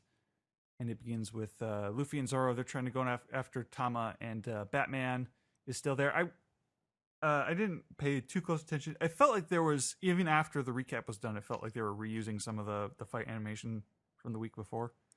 Felt that way, yeah. You have Kiku. She's running to the tea house and she grabs her sword. She's got her own katana, and she jumps on Komachio, and Luffy and Zoro follow suit. Batman's still shooting arrows at them, and Komachio's doing his best to dodge, and eventually the bad guys just they get away. I like the look of Kiku's sword. It's orange and it's got this really like a clover shaped hilt. It's pretty cool looking. Yeah. So Kiku's, she's got her data book. She's got notes. The next town that the bad guys have likely run off to is Bakura Town, which is a wealthier town that Okabore Town is kind of thriving off the leftovers of, and that's where Urashima invited Kiku to. That is where multiple of Kaido's headliners are residing, including Hawkins, Hold'em, a man named Hold'em. We just see the lion head, and Speed, and we just see the horse body. See, if that was me, I would have had the Hold'em as the cliffhanger from last episode. That's how much I would have sped things up. I mean, that's kind of how the manga was paced. There was a cliffhanger with Hold'em, and it's like, oh, who's this Lion Man? And then you turn the page to the next chapter, and it's like, oh, this is the Lion Man. Right. But all that kind of got moved into this episode, and I'll get into the Hold'em stuff when we get further along. Yeah.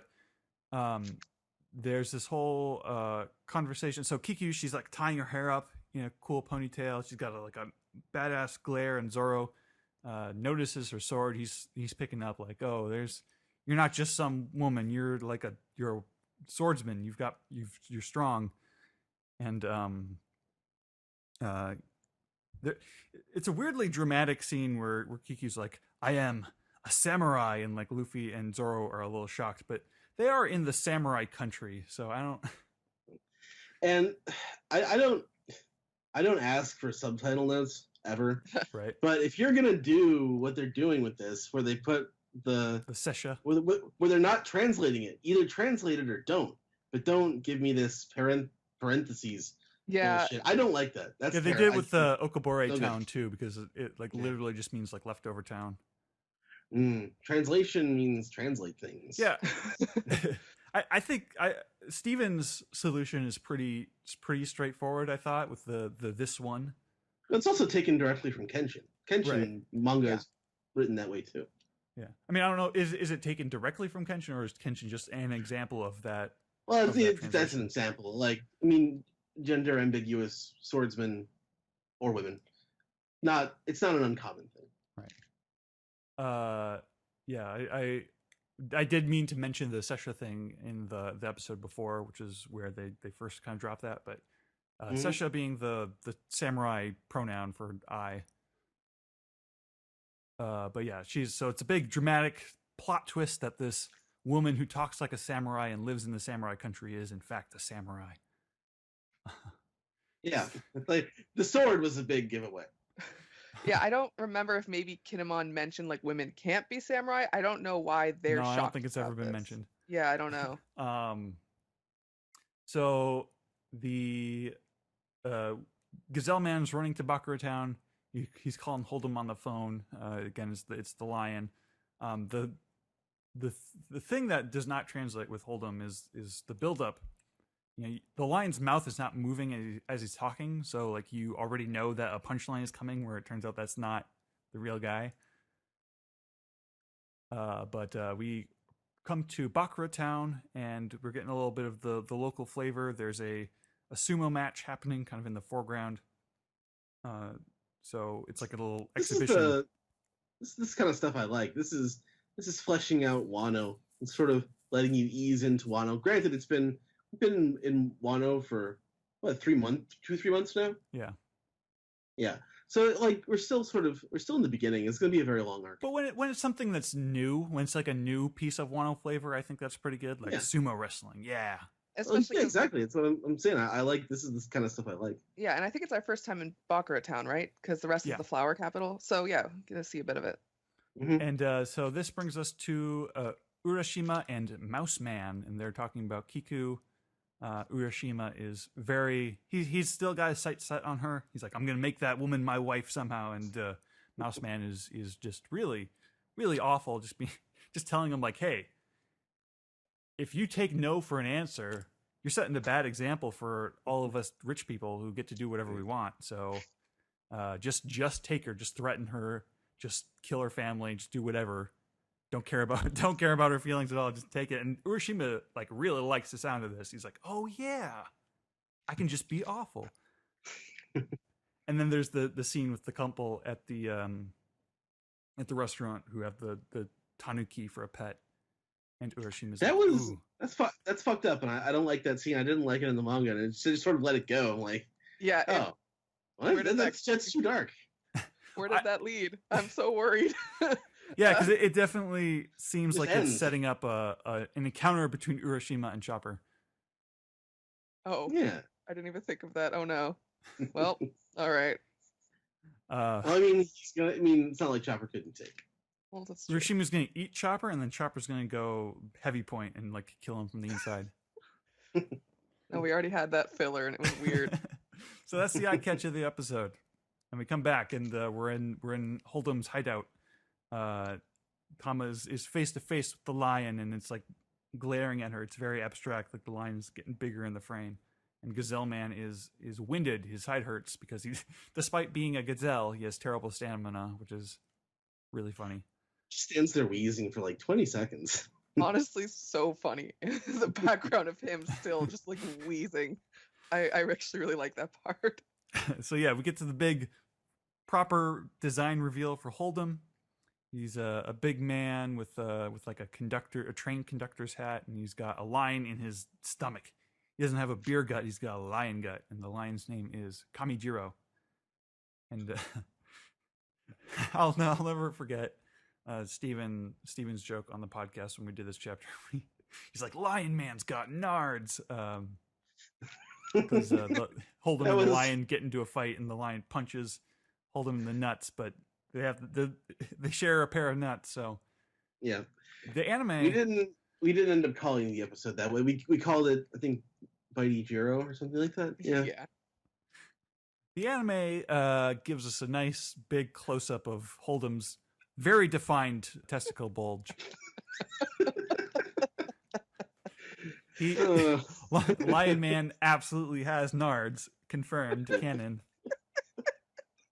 That was yeah. And he's like writhing on the floor. He's turning to Tama, and there's another subtitle translation thing where he's like Tama, and the subtitles are like Tama is also kind of a slang for balls. But then he keeps talking. He's like, no. He's talking to Otama. Your name's Otama, right? That's a weird pun. Like, oh, my balls. I mean, no, not my balls. Little girl. So that one didn't that subtitle issue didn't bother me as much. That got the point across. Yeah, that's just wordplay. That's fine. Yeah. I mean, they could have made up a new pun in English. Okay, so Hold'em gets up, and he looks like weirdly dashing with his hair out, with his like hair down and his hat off. Got like Fabio hair. Yeah, it's weird. I like it, but I don't like it. He's asking Tama about the animals in the baboon because he'd heard that she was able to tame them, and Tama is remembering Hitetsu telling her that she can never like reveal her powers because the bad guys will want her, and she's trying to say, "Oh, no, animals just really love me. I guess I'm just that charming and cute." And Hold'em, it looks like Hold'em believes her, but then he's like, "Oh, are you kidding me? That's stupid. I heard that you pulled dumplings out of your cheek." So secret, not very well kept. We have Luffy, Zoro, and Okiku arriving at the gate of town, and the police are showing up, and they've got the great like feudal Japan police whistle thing. Yeah, it's interesting. I was thinking about what Hold'em was saying about like her devil fruit power, and it must be because she has like a real devil fruit power. It's like, where did she get that?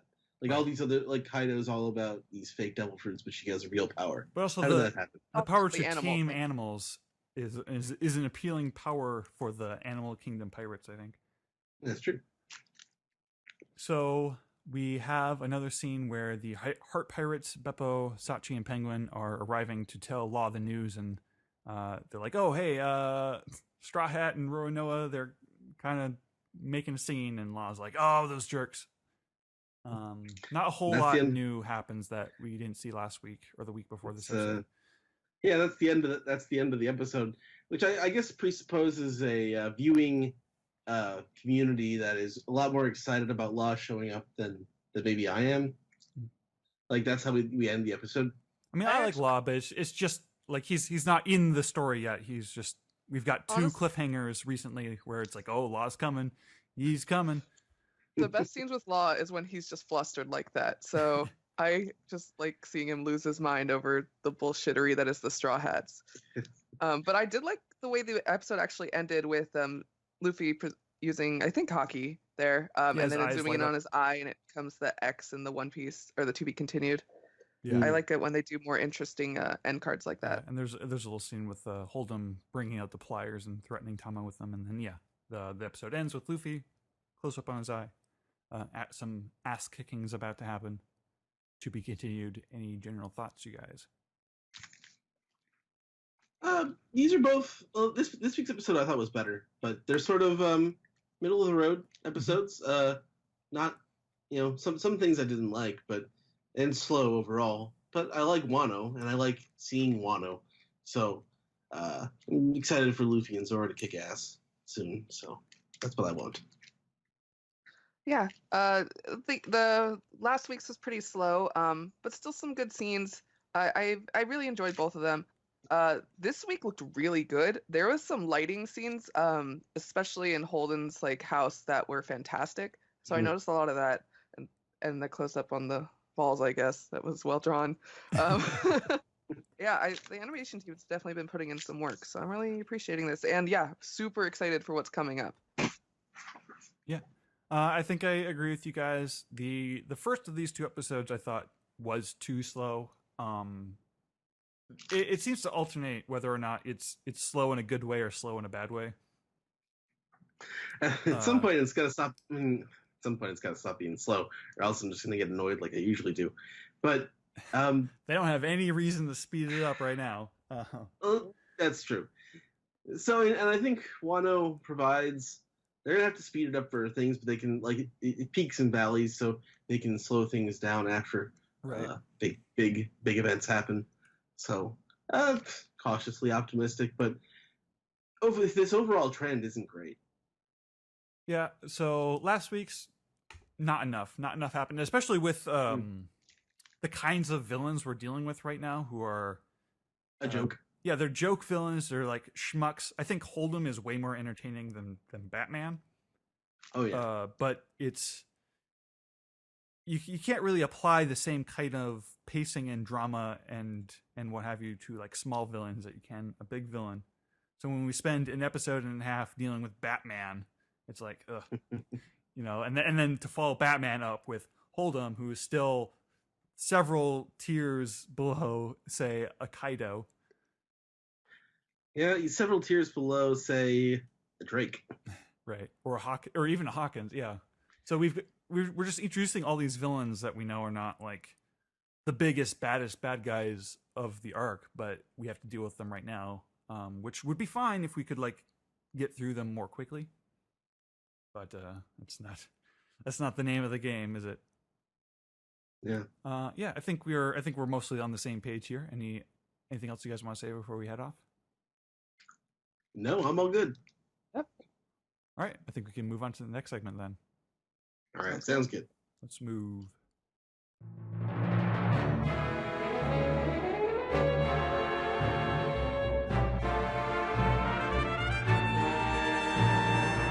This is the Piece Together segment where we take your questions, your comments, your theories, and give you a big old predator handshake for being brave enough to ask us questions. We love all our commenters. It's nice to read opinions from all over the spectrum, people have questions and we like to give answers and they like to listen. That's what this whole podcast is built off of. Interacting with the community. I love it. Anyway, starting off this week, Sam is going to bring us some DSPs.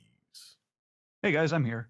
That's right, Sam is joining us. Unfortunately, yes, I'm Steven's understudy. Yeah, unfortunately, Jill and Steven had to leave.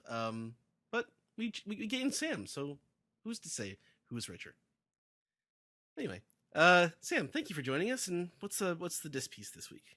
All right, we've got a couple weeks of stuff to get through. So our first disc piece comes from Morgil, who says, last week you guys answered a question about watermarked Jolly Rogers on the table of contents pages. Those come from Volume 1, where Oda showed how to draw a Jolly Roger and included those Cook and Baseball ones as examples. Yep, and they've been there since the beginning. I have a English volume, the first printing. I have all the ones that still have Zoro with an R in them. I was about to say, those are the ones with the R, right? Yep, and also the one with the old Viz logo on it on the spine. But was there more disc piece, Sam? Yeah, there's quite a bit. All right, cool. So our next disc piece also from Morgil, who has, I think, a very relevant question. Also, given the connection between Hitetsu and the Kitetsu blades, do you think we're ever going to get a scene of him confronting Zoro about the one he has? I guess this question was sent in before this right, chapter. Because we didn't release an episode a few days ago, so this is sort of pre this chapter. Our bad. I think there's a good chance. Yeah. He might be cool with it. We don't know. Yeah, I mean, it seems like you got it somehow. So I do wonder how all those Wano swords. Well, we know how Wado Ichimonji left. Maybe we'll find out how Sandai Kitetsu left too. Anyway, what's the next one? Our next disc piece comes from our good friend Joe, who says, I thought of this question after the big court hearing that happened last Friday and thought I'd pander to Zach and Ed a little bit. If One Piece characters went to court, who would fill what role? Doesn't have to be a Straw Hat. For example, Vanderdecken being on trial for indecent behavior towards minors. Wow. I mean, accurate, but yes. Oh. Alternatively, what are some ideas for inserting One Piece characters into famous cases? For example, if a character replaced Ty Beard. Hope I'm not kicking over a hornet's nest with that last example. I don't know. I'm not gonna make any direct comparisons to that because screw them. But on the other hand, like famous court cases, like I don't know why, but I was imagining Trafalgar Law as Kato Kalin. They have the same vibe. But I don't know. I think like Straw Hats, like none of them should be in a court. Maybe Robin. Robin can be like a prosecutor. She's very dry and kind of dark. Yeah. Or maybe she'd be the stenographer.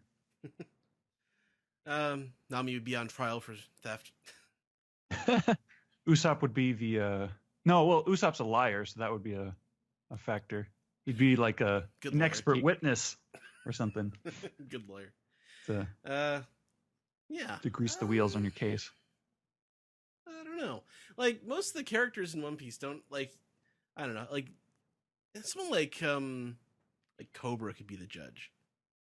He seems like wise, like actually with like having wisdom, as opposed to like some of the older Marines like Garp or like Sengoku, who don't. Like, they're military men. They don't have like.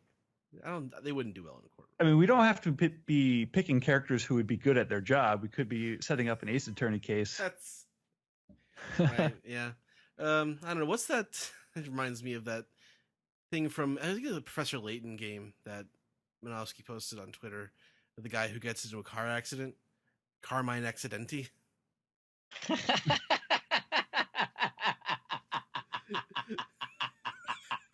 You haven't seen that one, Alex? I think it's from Layton versus Ace Attorney, if I remember correctly. It sounds like a very Ace Attorney pun. He retweeted. Yeah, I think I'm not 100% sure. I'm trying to remember which game it's from. It's either from. I think it's from. Yeah. But anyway, he retweets that like once every 6 months, and I always get a kick out of it. It's great. Really good. Okay. What's the next question, Sam? Our next question is also from our good friend Joe, who says, also, the other day I was Googling some stuff and I stumbled on this wiki article about a katana called Kiku Ichimonji, forged by 13 swordsmiths for an emperor.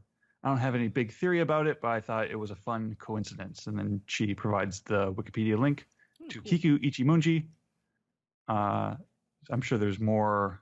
I did not take the time to look through the article to see if there were any other connections, but well, Ichimonji I think literally means first of, right? Like it's just how Ichimonji means one stroke. Straight line. It means straight line. Ah. Yeah, that's what the wiki says here. Yeah, it's like the kanji for one and character. What Ichimonji? I'm trying to remember. Sorry. Okay. Monji, yeah. So it's straight line. It means straight line. Yeah. So apparently, Kiku refers to the chrysanthemum, which is the symbol of the Emperor of Japan. All right. Then our next disc piece comes from Straw Hat Pirate 9, who says, my friend Jacob, who is going strong on his One Piece marathoning, he's beginning Punk Hazard and has reached the wonderful moment when the Straw Hat crew when the Straw Hat crew ties Chopper to Law's head and poor Law's fate of being in an alliance/friendship with Luffy is sealed. Anyway, Jacob's favorite character is Chopper, and he has had such an adorable nickname for him. He calls him Bubby. I want to know if any of you have special nicknames for your fave One Piece characters. Bubby, that's adorable. You know, that's not really something I do, I guess. Not that I've ever really thought about it. Maddie, what do you call Sanji? Do you have like a term of endearment? I think there's a lot. Gigi? Oh God, no. I think a lot of times it's just like boy or like best boy. The boy. Or sometimes it just like becomes like, yeah, the boy. Or just like versions of Sanji, like Sanj. Or just like him. Sanj. Sanji-san. Sanji. Moo moo. Moo moo. I'm doing moo moo. David Moo? Oh my God. David Moo moo. That's wow. Now that's a connection. Oh boy. Yeah. I just like I think there's just so many that I can't choose just one. All right. What's the next question, Sam? Our next question comes from Dune Alien, who says, hello, OPP. I'm sure you guys already discussed after the manga chapter who could possibly be the traitor in the Ninja Pirate Samurai Mink Alliance. And while I'm not particularly good at this sort of speculation, I just have to ask, has Law actually made contact with anyone that would know Momo's sister is still alive? Because as far as I remember, he doesn't know that bit of info. Not saying this clears Law of any suspicion. It's just a weird piece of information for him to give. Yeah, did that come up in this chapter? That the thing that the Emperor reads says like Hiyori is in the north of the country. Yeah. So like how unless Law has been spying on like Hiyori and knows where she is independently, no one's told him that we've seen. I saw someone else mentioning that he wouldn't know that the ports have changed either, Law, right? Unless he knew what the symbol lines on this. Yeah, but he's not from Wano, so I mean, right. He's a smart guy, but like they made it sound like only people from Wano would know that. Yeah, seems weird. It is. Like there's definitely it does. They can't. I'm thinking it's maybe it's a trap. Like I was talking about this during the manga, like someone's setting a trap for Orochi. But maybe. Yeah, I definitely think that's true. I'm just trying to figure out where, because I definitely think Law has to be a part of that. You can't just the fact that they insert his panel during that whole sequence is like, okay, you can't make him completely unconnected, or else that's just the manga lying to us.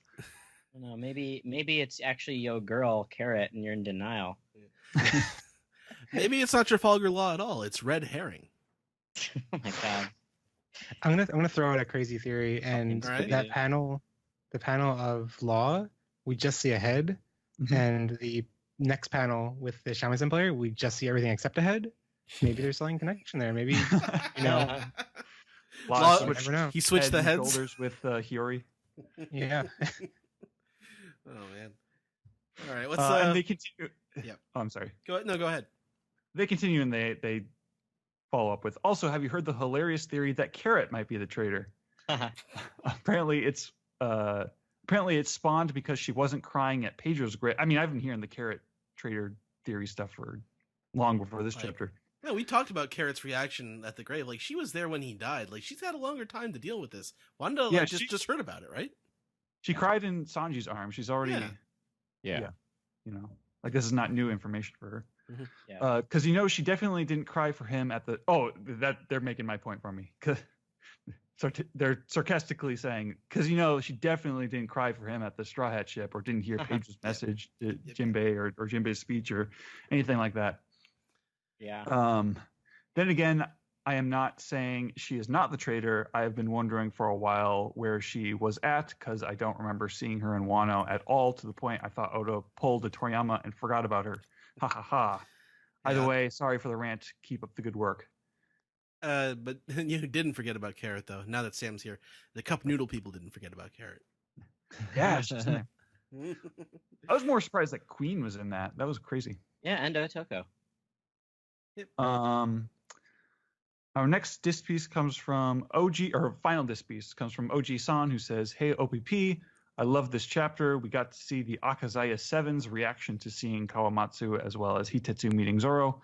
I'm disappointed that we didn't see the crew's reaction to seeing Luffy for the first time since his defeat, and it would have been nice to see it would have been nice to have seen the Straw Hats interactions, but overall I love the chapter.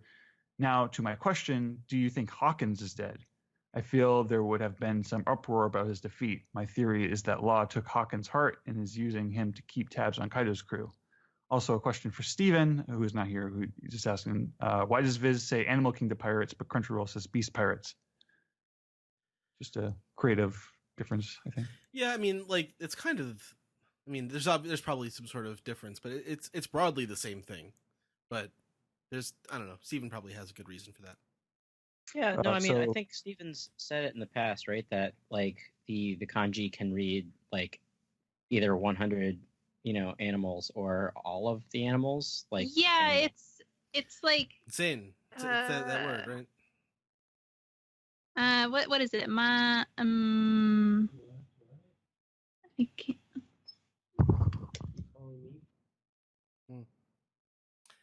Anyway, sorry, my dad thought I was talking to him. So do we think Hawkins is dead? I try not to think about Hawkins too much.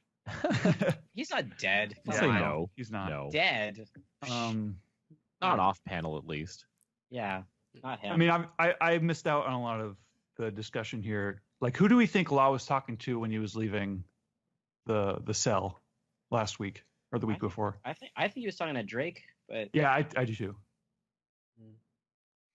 Yeah. Man, I don't know. Yeah. So is that it for as for Luffy? I still think we're building up to a big scene where it's like, okay, now all the Straw Hats are properly in the same place together. That's going to be like a big spread. Mm-hmm. Yep. All right. Let's move on to the emails, Alex. All right. We have one email from Myra Renberg. Hello, OPP. I'm back with another question for you. What's the best pre-time skip moment, and what's the best post-time skip moment? For me, it's probably Luffy punching a celestial dragon in Law's speech as he cuts apart Punk Hazard. That's a pretty good one. Ooh, those are both really good.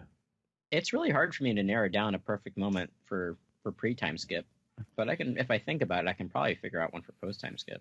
I think I just go for I Want to Live.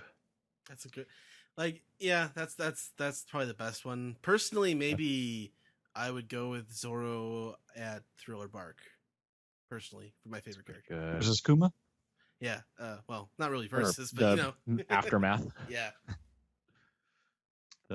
Like nothing happened at all or whatever it was. Yeah. Post time skip. That's where I don't know what's my like number one. That's so. Yeah. Okay. So for me, I think the best pre time skip moment for me is either Bink Sake or when Luffy puts his hat on Nami after she's done stabbing herself. Like that's very good. Yeah, both very good. And for me, post time skip, I want to say it's when Luffy tells Jinbei that he better not die and that like he's his captain now, or when he or when Jinbei pledges his allegiance to Luffy with the cup. I think that's good. I think that's got to be mine. Like in front of Big Mom. Like that's my. I think that might be my favorite post time skip moment. Yeah, I remember my like heart like wanting to burst out of my chest. Yeah. One moment, like the thing with like Emu from Reverie, like that's up there, but that's a different kind of moment. That's not like a affirming moment. That's like, what the hell is this kind of moment? That's a pants moment. Yeah. So that's in the running, I think, for me as well. But yeah, does anyone else have post time skip or pre time skip they'd like to share? For pre, I'm torn between like a couple. Probably one of them would be the finale for Alabasta when everyone's holding their X marks up. Same with Hiruru's speech before he goes. Those are two of my favorite ones. As far as post time skip, man, that is harder since it's more recent, and B, I've gone through more of the pre-time skip stuff more often and revisited that more than I have the post-time skip. So it might be the formation of the Straw Hat Alliance right now, for now at least. With the cups. Yeah, that's a good one. Father's cups or whatever it was. Son's cups. Yeah, Son's cups. Yeah. Circling me, back. Sorry. Oh. No, go ahead. Sorry. I was gonna move to a different thing. Go ahead. Okay, yeah, there's a long list of stuff. There's so many to pick from the pre-time skip. I think it'd be the holding up the X marks, and post-time skip, Luffy reuniting with Sabo. I think that hit me hard, but that was pretty good too. Okay, circling back around, Maddie, you got that kanji up for the pirates.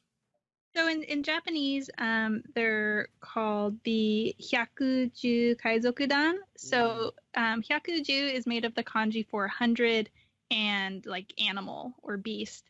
But it's used in the context, like, for example, you'd call a lion the Hyakuju no O, like the king of the animal kingdom or the king of the beasts. So that's the kind of implication it has. So, Steven chooses to use animal kingdom because it's like all of the animals. It's not like literally 100 animals. Mm-hmm. Apparently Go Lion was Hyakuju Go Lion, so it's not like that was literally 100 beasts. 100. Yeah. And a lot, there's a lot of instances where they use kanji not 100%, like number kanji, not literally. So yeah, that's just kind of like the way that it can be translated kind of differently to the beasts or to the animal kingdom. It's just it's what you would think, like the lion. What would you call the lion the king of? But I think the scans call it like the 100 beast pirates, or they have, which is just like crappy. So you can be wrong, and that's wrong. So as we've said in the past, translation is an art, not a science, really. Yeah, definitely. So anyway, what's next? So that was it for emails, but we do have some Reddit pieced together questions. So we haven't had a podcast in a little bit, so let's get cracking, shall we? Mm-hmm. Go for it. All right, this one's from Fried. This might just be a question for you and me, Ed, but anybody can chime in. The Straw Hats go to Burning Man. How does each member spend his or her time? I don't pretend to know what the hell goes on at that kind of thing. Yeah, okay. So my old story time, I guess. I have never been to a burn. I think it'd be too much for me. However, I do have a lot of weird friends, and a lot of those friends go to burns. One of my old improv instructors, very good improv colleague of mine, goes to Burning Man every year, and he always comes back, and he's very dusty.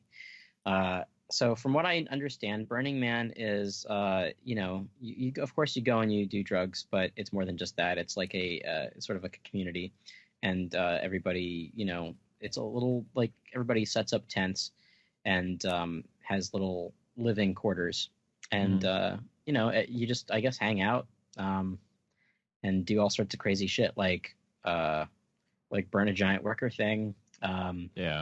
Unicycle, there's a lot of performance art and David Silverman brings his tuba, right?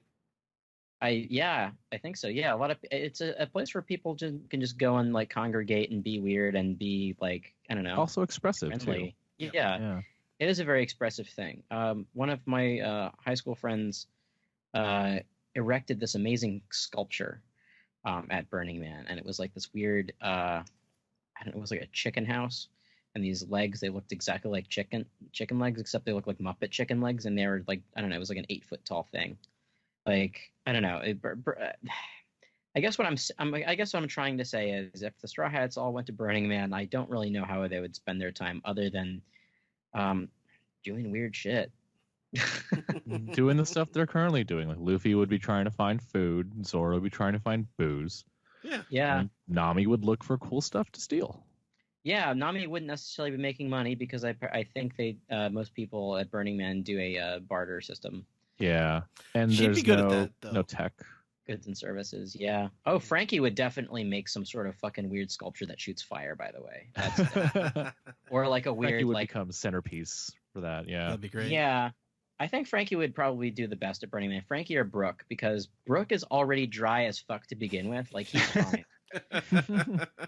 He just I think Zoro would end up Brooke- in the middle of the desert. Yeah. So, you know. True. Brooke would definitely Zoro- be able to borrow or to barter with seeing panties as well. Oh, yeah, and he would have no trouble with it, from what I understand. Yeah, Zoro would have a similar situation to Shibandi, I think, where like he's like, oh, like he just not only completely misses where his tent area is, but he just wanders into the desert.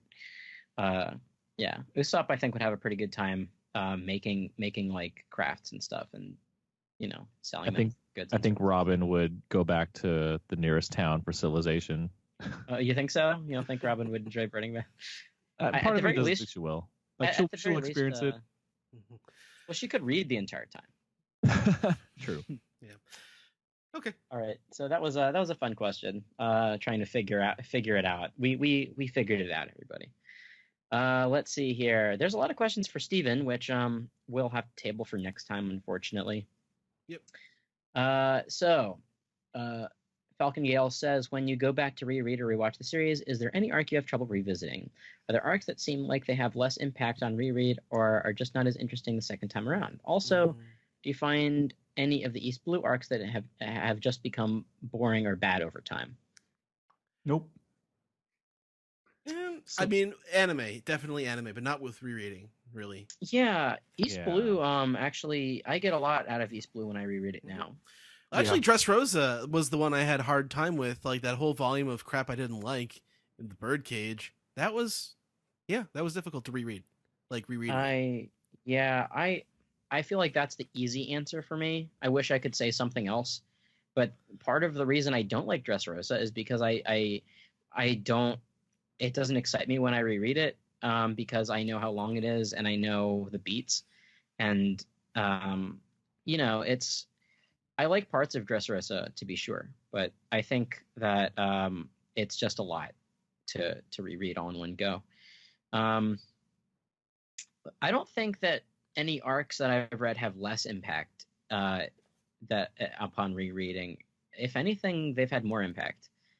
Fishman Island, I think, is a big one for me. Where after rereading it, and to be fair, Grant's thread on Twitter has been really nice in that realm too. My opinion of Fishman Island has changed so much over the past few years. I still the fights like in the structure of the where'd that giant air cannon come from anyway. But yeah, like the other things, like the themes of Fishman Island are stronger than ever, and they get stronger every time I look at that stuff. Like, yeah. It's this is a case where Brian was right all along. Referring, of course, to Brian Newton, who has been a Fishman Island. Fishman Stan. I'm not. Hey, gonna he's say not that the word. only one. I'm not going to say that word. Yeah. You too, Sam. Like you Jill, guys. Jill as well. And Jill. Well, Jill is our big Hoshi supporter. Yeah, like I think Fishman Island might be the one that I when I reread it, like I liked more. And I'm God, Grant is making me want to actually go back and reread it, just because of just by virtue of the stuff he's been saying about it. So maybe perhaps one day when Grant makes his way through Dressrosa, I might actually want to revisit it again. But when we do our big arc ranking next year, I'm undoubtedly going to have to revisit it anyway again. Yeah. So fine. I have been making like a conscious decision not to just constantly be rereading One Piece over and over again, just because I want the next time I read it to feel a little more special. But I guess I'm just weird where like I don't get burnt out on stuff I love very easy. Me either, which is why Dressrosa is so hard for me, and I hate to harp on it, but like it's I don't know. It's a long. I mean, it's been a long. Even Whole Cake is a little like this too, where it's it just has been so long since we've seen our entire crew back together as one unit. Mm-hmm. But at the very least, Whole Cake Island gave me, I don't know, everything that I kind of wanted from a One Piece arc. And Big Mom is such a great villain, and like that's the thing. Like, I always say that, a great hero is only as good as his villains, and I didn't think that Doflamingo was especially great in the long run. But I don't know. I think one area where Fishman Island has like soured a little bit over time is just how long it's been since then without Jinbei actually joining. And like I feel like a lot of the the message of the arc, but like it's weird how it's like all about this like racial inequality and everything, but like the crew is like almost entirely human and no Fishman representation. And it's like, okay, once Jinbei joins, that'll solve that a little bit. And it's like, nope, still hasn't really joined. So I feel like that is, I don't know. Hopefully by the end of the series that'll look better in retrospect, but yeah. We have to see what Jinbei's actually doing. Like, why is he not, like, what's more important? What's going on here? Well, I don't know. We'll see, hopefully. Yeah, I mean, I'm crossing my fingers that he'll make his grand entrance fairly shortly, but yeah. Anybody else on this question? I feel like this is a very interesting discussion as it is. Okay.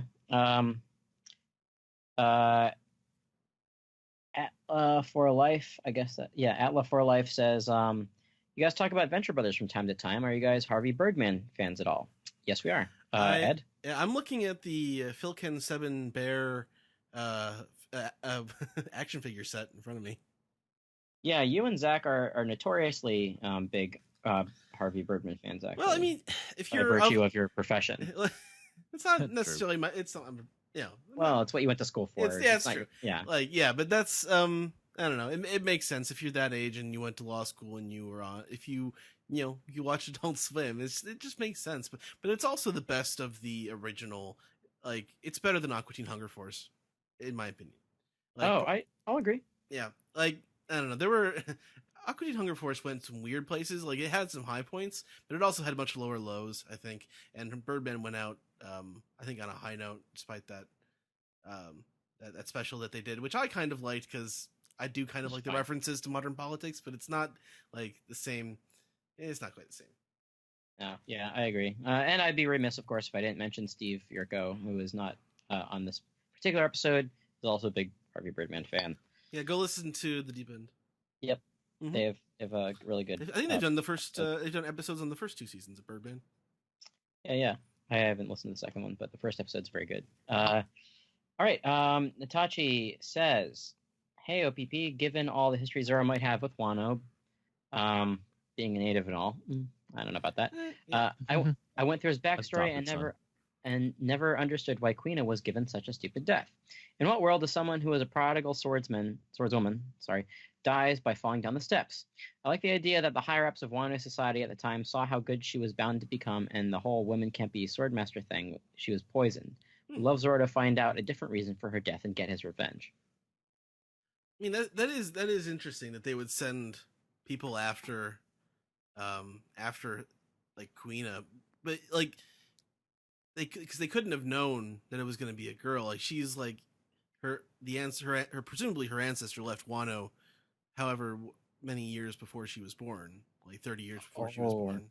But wait, I mean, maybe it has nothing to do with her being a woman. Maybe it has something to do with her being a Shimotsuki, and the fact that the rules were broken and he had to flee the country. Right? Is that what was said? Flee the country, or was? Well, something about maybe it was something in the forging of the sword that broke the rules, or no, leaving was what broke the rules. Maybe, I don't know. He says he broke the laws and left the land. And left. So like law sounds more like local politics than like yeah. Maybe. Yeah. Yeah, he did some taboo and got kicked out. Taboo sword forging. I mean, I doubt it's like the Celestial Dragons where they're gonna send somebody after you if you're if you defy them. So it would be nice if there's some connection to Enma and like the curse, maybe, like something about, her life force having been drained because I don't know, but it's weird that her dad didn't seem to have any like, struggle living. So who knows? He seemed pretty easygoing, Koshiro. Yeah. All right. What's next? That'd be interesting. El Grosso says, I've been hearing Queen's voice as Mrs. Bighead. Thoughts? I like it. I think I did when Queen first showed up, I did do a Harvey Fierstein impression. So that's a hard one that's hard on the voice. It is, yeah. And Queen is Queen's a headliner, so yeah. That was done for that episode and never again. I think we've sort of cooled it a little bit on doing celebrity impressions for characters these days, right? Yeah, Every once in a while, give it a shot. Okay. It's Vince McVivi. Hey OPP, have any of been following the One Piece at a Time podcast? The hosts are in NES lobby right now, and seeing Spandam Sword got me thinking, if inanimate objects can eat Zoan fruits, what would happen if they were given smile fruits? That is first of all, is anyone listening to Funimation's One Piece podcast? I am not. I already listened to you guys. So well, I don't know if Jill's listening to it, but she is following the Funimation One Piece like full rewatch. Yeah. So yeah. Shout out to those guys. At One Piece at that time. Yeah. But if they were given smile fruits, that's a man. That's a question, right? Like. It would just be like a sword that grows some fur, like is the smile fruits. It's like it's just a lion growing out of this guy's torso. Like it would just be like a sword that snaps at you. I was actually sword has a mouth.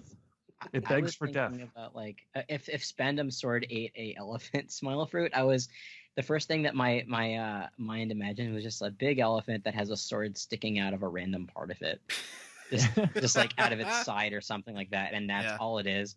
Or sword for a tail, or a sword. No, it's something stupider than that. Like a sword for feet. Like it can't even stand up because its feet are just points. Like that's like it'd have to be something really stupid like that. Like, yeah, I don't know. Or if it's a sword, like it's an elephant with a handle. Like the entire body of an elephant that has a handle on it. Let's see. That's a question for Steven. Let's see here. Actually, Maddie, you might be able to answer this. It says here the official English translation has Frankie saying he wants to bring over 100,000 men, but the official Spanish version on Manga Plus says Steven has addressed that on Twitter earlier today. Oh, okay. It was a mistake, unfortunately. Yeah. We don't really know much about the Spanish translation and who does it. So, yeah, that was unfortunately a mistake, and hopefully, they'll work to correct it and prevent such, very kind of obvious mistakes in the future. Yeah, if you go on his Twitter at Translatosaurus, you can see like he copy and pasted like the characters from the Japanese script. Yeah, that one there's literally no debate over what it is. It's so it's unbelievable that people like on Reddit and Twitter and everything were trying to defend that it was 10,000, and it's like, no, there is absolutely zero way it could possibly be 10,000. It's literally just written 100,000. It is a joke. Yeah, it's Frankie just is the being links the links that people will go to defend their crappy scans is pretty unbelievable. And it's actually a really good joke about Frankie being extra. He's like, 10,000, 100,000. It's funny, and it's like, no, this is One Piece. This is serious. This is science and math. Yeah, it's ridiculous. Power levels, guys. All right. One last. This is one last question from Snatchman Apu. Do you think it's likely that we'll see a fight between Brook and Apu in Wano? I think there's a lot of potential for a musical themed fight between them. Maybe we'll get to see a battle of the bands. I would definitely enjoy this. That would be awesome. That's actually one of the Twitter questions from Usopp the Great. Like, fight with Apu and Brook. That would be amazing. Yeah, I like that. Anyway, so it's time for Piece the Tweet. Before you get to Piece the Tweet, I would like to challenge one of our hardcore listeners to do a supercut of every single time you've done Piece the Tweet. Oh my god. The Piece the Tweet jingle. All right, yeah. Overlap all of them. Go for it. I would love to. Yeah, overlap all like 580. Testing. Hope nobody owns an octopus in a tank. Okay. Real Matman says, "Hey, One Piece podcast. Anyone know approximately when Zoro said this? You need to accept the fact that you're not the best and have all the will to strive to be better than anyone you face." Did he say that? I don't know this quote. Who said this? He's saying, I don't know. I guess he thinks that Zoro said this, but I don't know if this is a quote from One Piece. Yeah. Maybe what was the quote? He says, "You need to accept the fact that you're not the best and have all the will to strive to be better than anyone you face." Is this one of those Facebook T-shirts? I don't know. It's I don't know. Yeah. Anyway, sorry we couldn't help you with that, but we don't know that one. Doesn't sound familiar. Yeah. Yeah. Our very own Brian Newton that.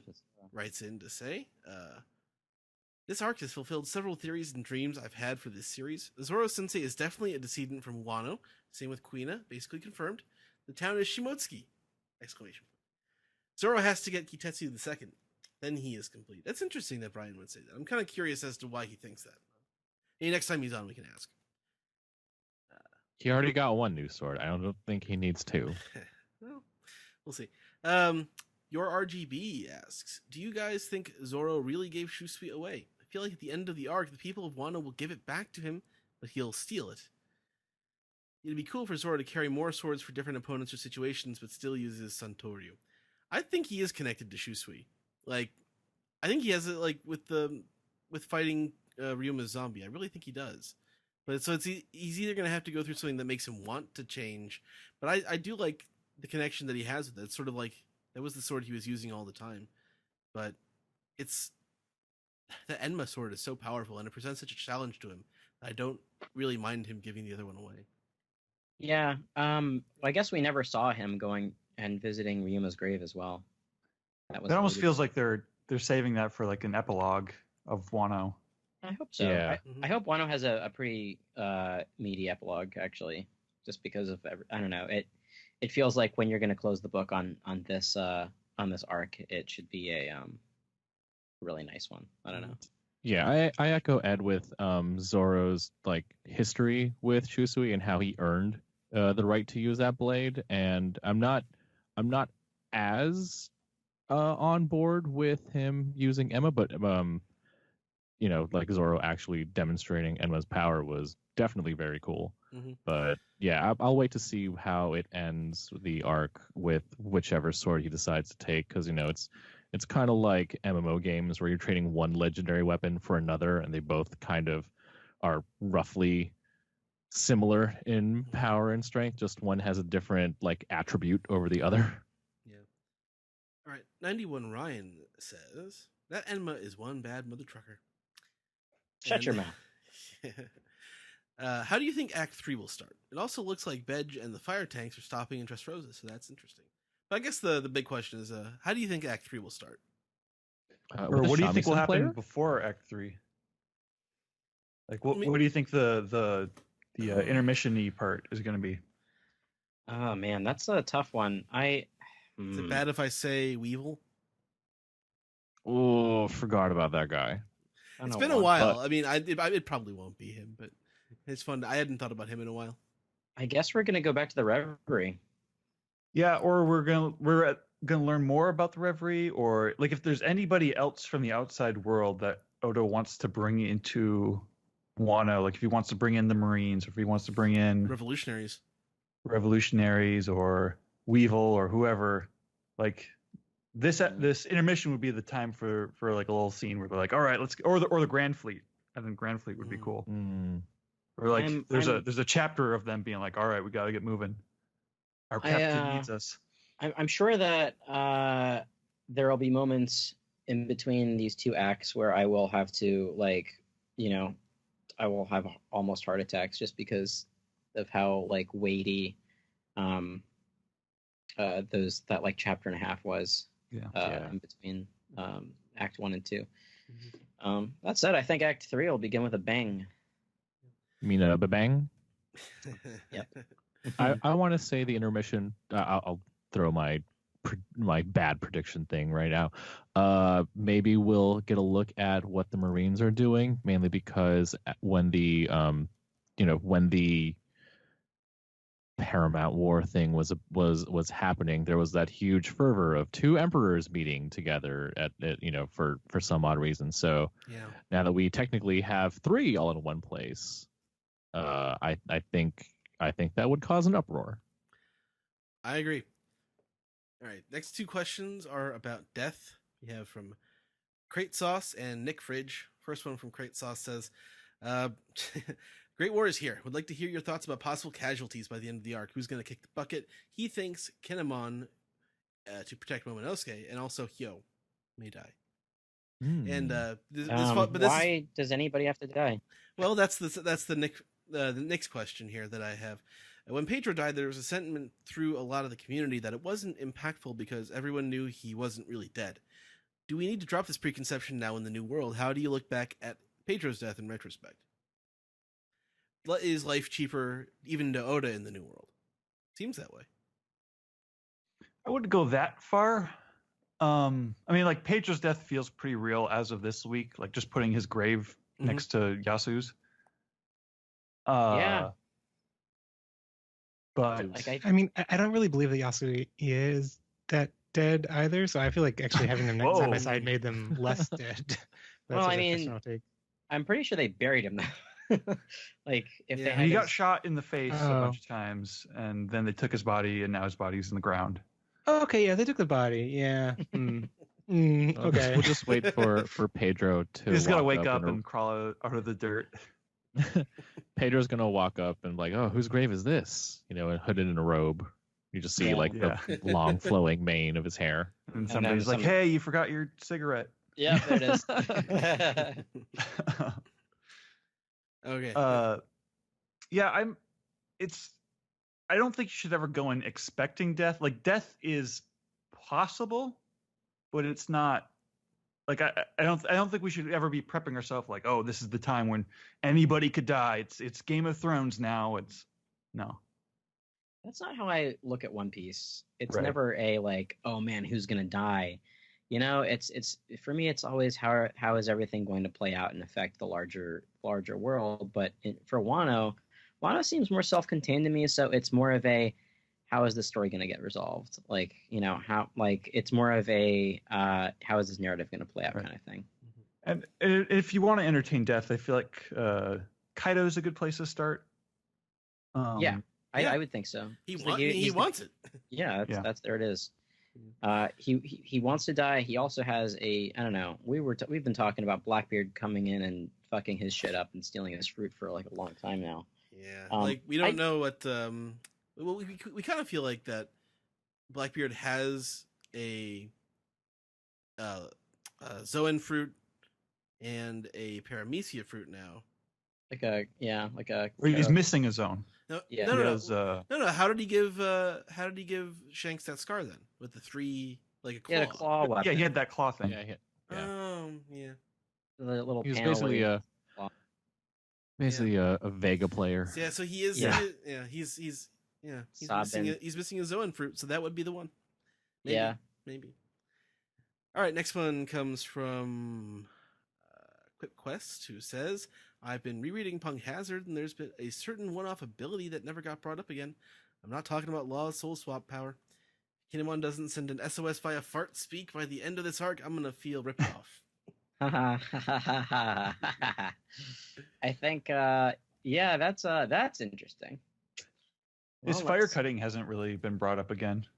No, that's true. Well, I'm sure we'll see a lot of it next Yeah, time. Fire Festival, yeah. All right, and Dr. Simadoku asks, "Can someone name the ninja working for Kinemon from the prisoners' quarters in the Flower Capital?" We discussed this. No, we don't. Shinobu. Shinobu. I like the idea that they're twins. Yeah, I like that too. Bob Priestley asks, "How is Luffy going to give Shanks his hat back after Shanks allows him to become the Pirate King?" All right, I don't agree with that. After Shanks has been killed by the big bad guy, or after Luffy himself defeats Shanks? Will Shanks go bad? How much will we all cry when it happens? Shanks is a much more interesting character after the referee, even more so than he was before. Yeah. Yeah. And I think the whole give me this hat back one day is more his way of giving Luffy a goal, like something specific to aim for. I don't think Shanks actually wants the hat back. I think he would prefer Luffy to pass it on like Roger. Yeah. Yeah. I think it might be give it back, quote unquote, more of next time we meet when we, have some kind of actual battle just to see how good Luffy is. It's like when Luffy promised Laboon that he'd come back, and that was more of a filling in for Brook, but now that Brook can do it himself.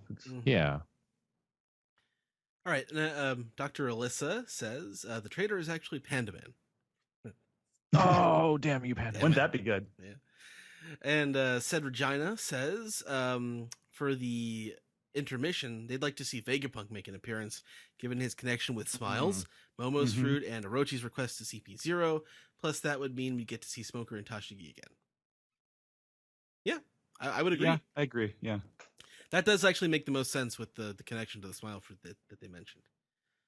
Okay, and finally, Sniper of My Heart says, "Do you think Hiyori is the real Hiyori? She doesn't seem tomboyish at all and is avoiding meeting her brother. Does Sanji know she was Komurasaki? Otherwise, him acting like he has seen her makes no sense." Sanji saw her with Zoro when Yasu died. Yeah. Yeah. His spider sense went off, hot girl. Yeah, but it's also the other part of the question. I don't know. People change. It's 18 years. Well, I saw that as, that's kind of it's kind of a deliberate, time has passed, but also, she had to adapt to her environment, right? She had to find a thing she could do that would keep her safe, but also close to the Shogun and put her in a position to steal from those rich old men and right. Yeah. But so still, it is dishonorable in the traditional sense, though. Because she's a courtesan, right? Who cares? Well, exactly, but that's the old. It's like traditionalism. I think that would feel really frustrating if they did meet and then it was oh, you don't look like I remember you 18 years ago, therefore you're an imposter. Because of course she's different. Yeah, you can't help it. I feel like it doesn't have to be her being bad or evil or even a doppelganger to not want to meet her brother before. It's just gonna cause an emotional. You got to stay focused in this situation. And that's the thing that the both of them have been talking about, right? Momo's I can't see my sister until the war is over because I need to keep my mind sharp. And and I think I guess she feels the same. Maybe that's a good sign that they are actually related. Okay, that's it for Piece Together. Let's move on to the round off. Let's end the show.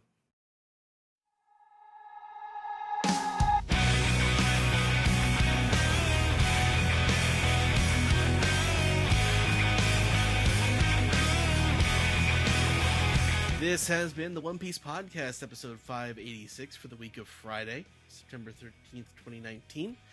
I want to thank you all for coming on the show this week. I want to give you all an opportunity to do your plugs and stuff. I just want to remind everyone that One Piece Stampede is going to be coming out, looks like October 24th, and through that weekend, check your local listings, AMC theaters, and yeah, that's pretty much it for now. First of all, Maddie, how can people contact you? So you can find me on Twitter at Oh That's Raspberry. You can also find my recently relaunched Patreon at patreon.com/Maddie's Art Club, where you can get stickers and a postcard each month. And October's theme is going to be OKKO, which is really fun. Also, like I mentioned earlier, I'll be seeing the screening of Stampede at 7 o'clock on October 24th in Berkeley. So if you're in the area, definitely come to that one because there's going to be a lot of fun people there. Berkeley? Berkeley? What did I say? Burbank. Burbank. I was like, traveling all the way up north, eh? The other B one. All right, Burbank. Thanks, Maddie. I also want to thank Stephen and Jill for coming on. That's at Translatosaurus and Pirates Unluck. Thank you for coming on. But Jeff, how can the people out there contact you? You can follow me on Twitter at JeffLeeJeff, and read Shonen Jump and read One Piece through the official Viz Manga and Shonen Jump apps. And I don't know, just a plug to. We're always listening to feedback. So the best way, the easiest way, is within the apps themselves. You can go to settings and then feedback. And, if you have suggestions for what to improve, we're always listening and working to improve things. So, yeah. And if you read on the web, I think the apps on iOS and Android are a better experience. So you should install them and read all the manga. Yep, that was when we went to Japan. That was how we got access to the English versions when we did recaps and stuff. Because you can't use the desktop app, but you've got the U.S. Shonen Jump app downloaded while you're in America. You can still get the English chapters while you're over there. Yeah. I did that when I was in Japan too. Mm-hmm. And Dennis, what's going on with your podcast these days? Don't forget, you can also listen to Jeff on the Shonen Jump podcast. That's right. Plug yourself, man. I forgot about that. We actually just recorded one earlier today, coming out on Monday. Cool. I am on the Twitstagram at Itchnob, and I also host the Vintage Anime Club podcast, where we go over old school anime and while drinking wine, and more wine with anime and less whining about anime. And if I'm going to plug anything, I would just say go watch Carolyn Tuesday on Netflix. It's real good, especially with the music. Right on. I'm actually going to be finishing Tatami Galaxy maybe tonight after we're done with this. I need to find a new one to watch. Anyway, Alex, how about you? Well, as always, get me on Twitter at @dude!! I'm also on Instagram. Please listen to Toho Yaro, the Japanese Film Club podcast I do with Joey Weiser and Scott Dryman. Summer's been busy for all of us, and we've been we're about, I think, a month late on episodes, so apologies, but we will catch up again, don't worry. Message from Space was our last movie, and our next movie is a Tora-san movie, because the 50th anniversary was this past month. And we're supposed to be doing, I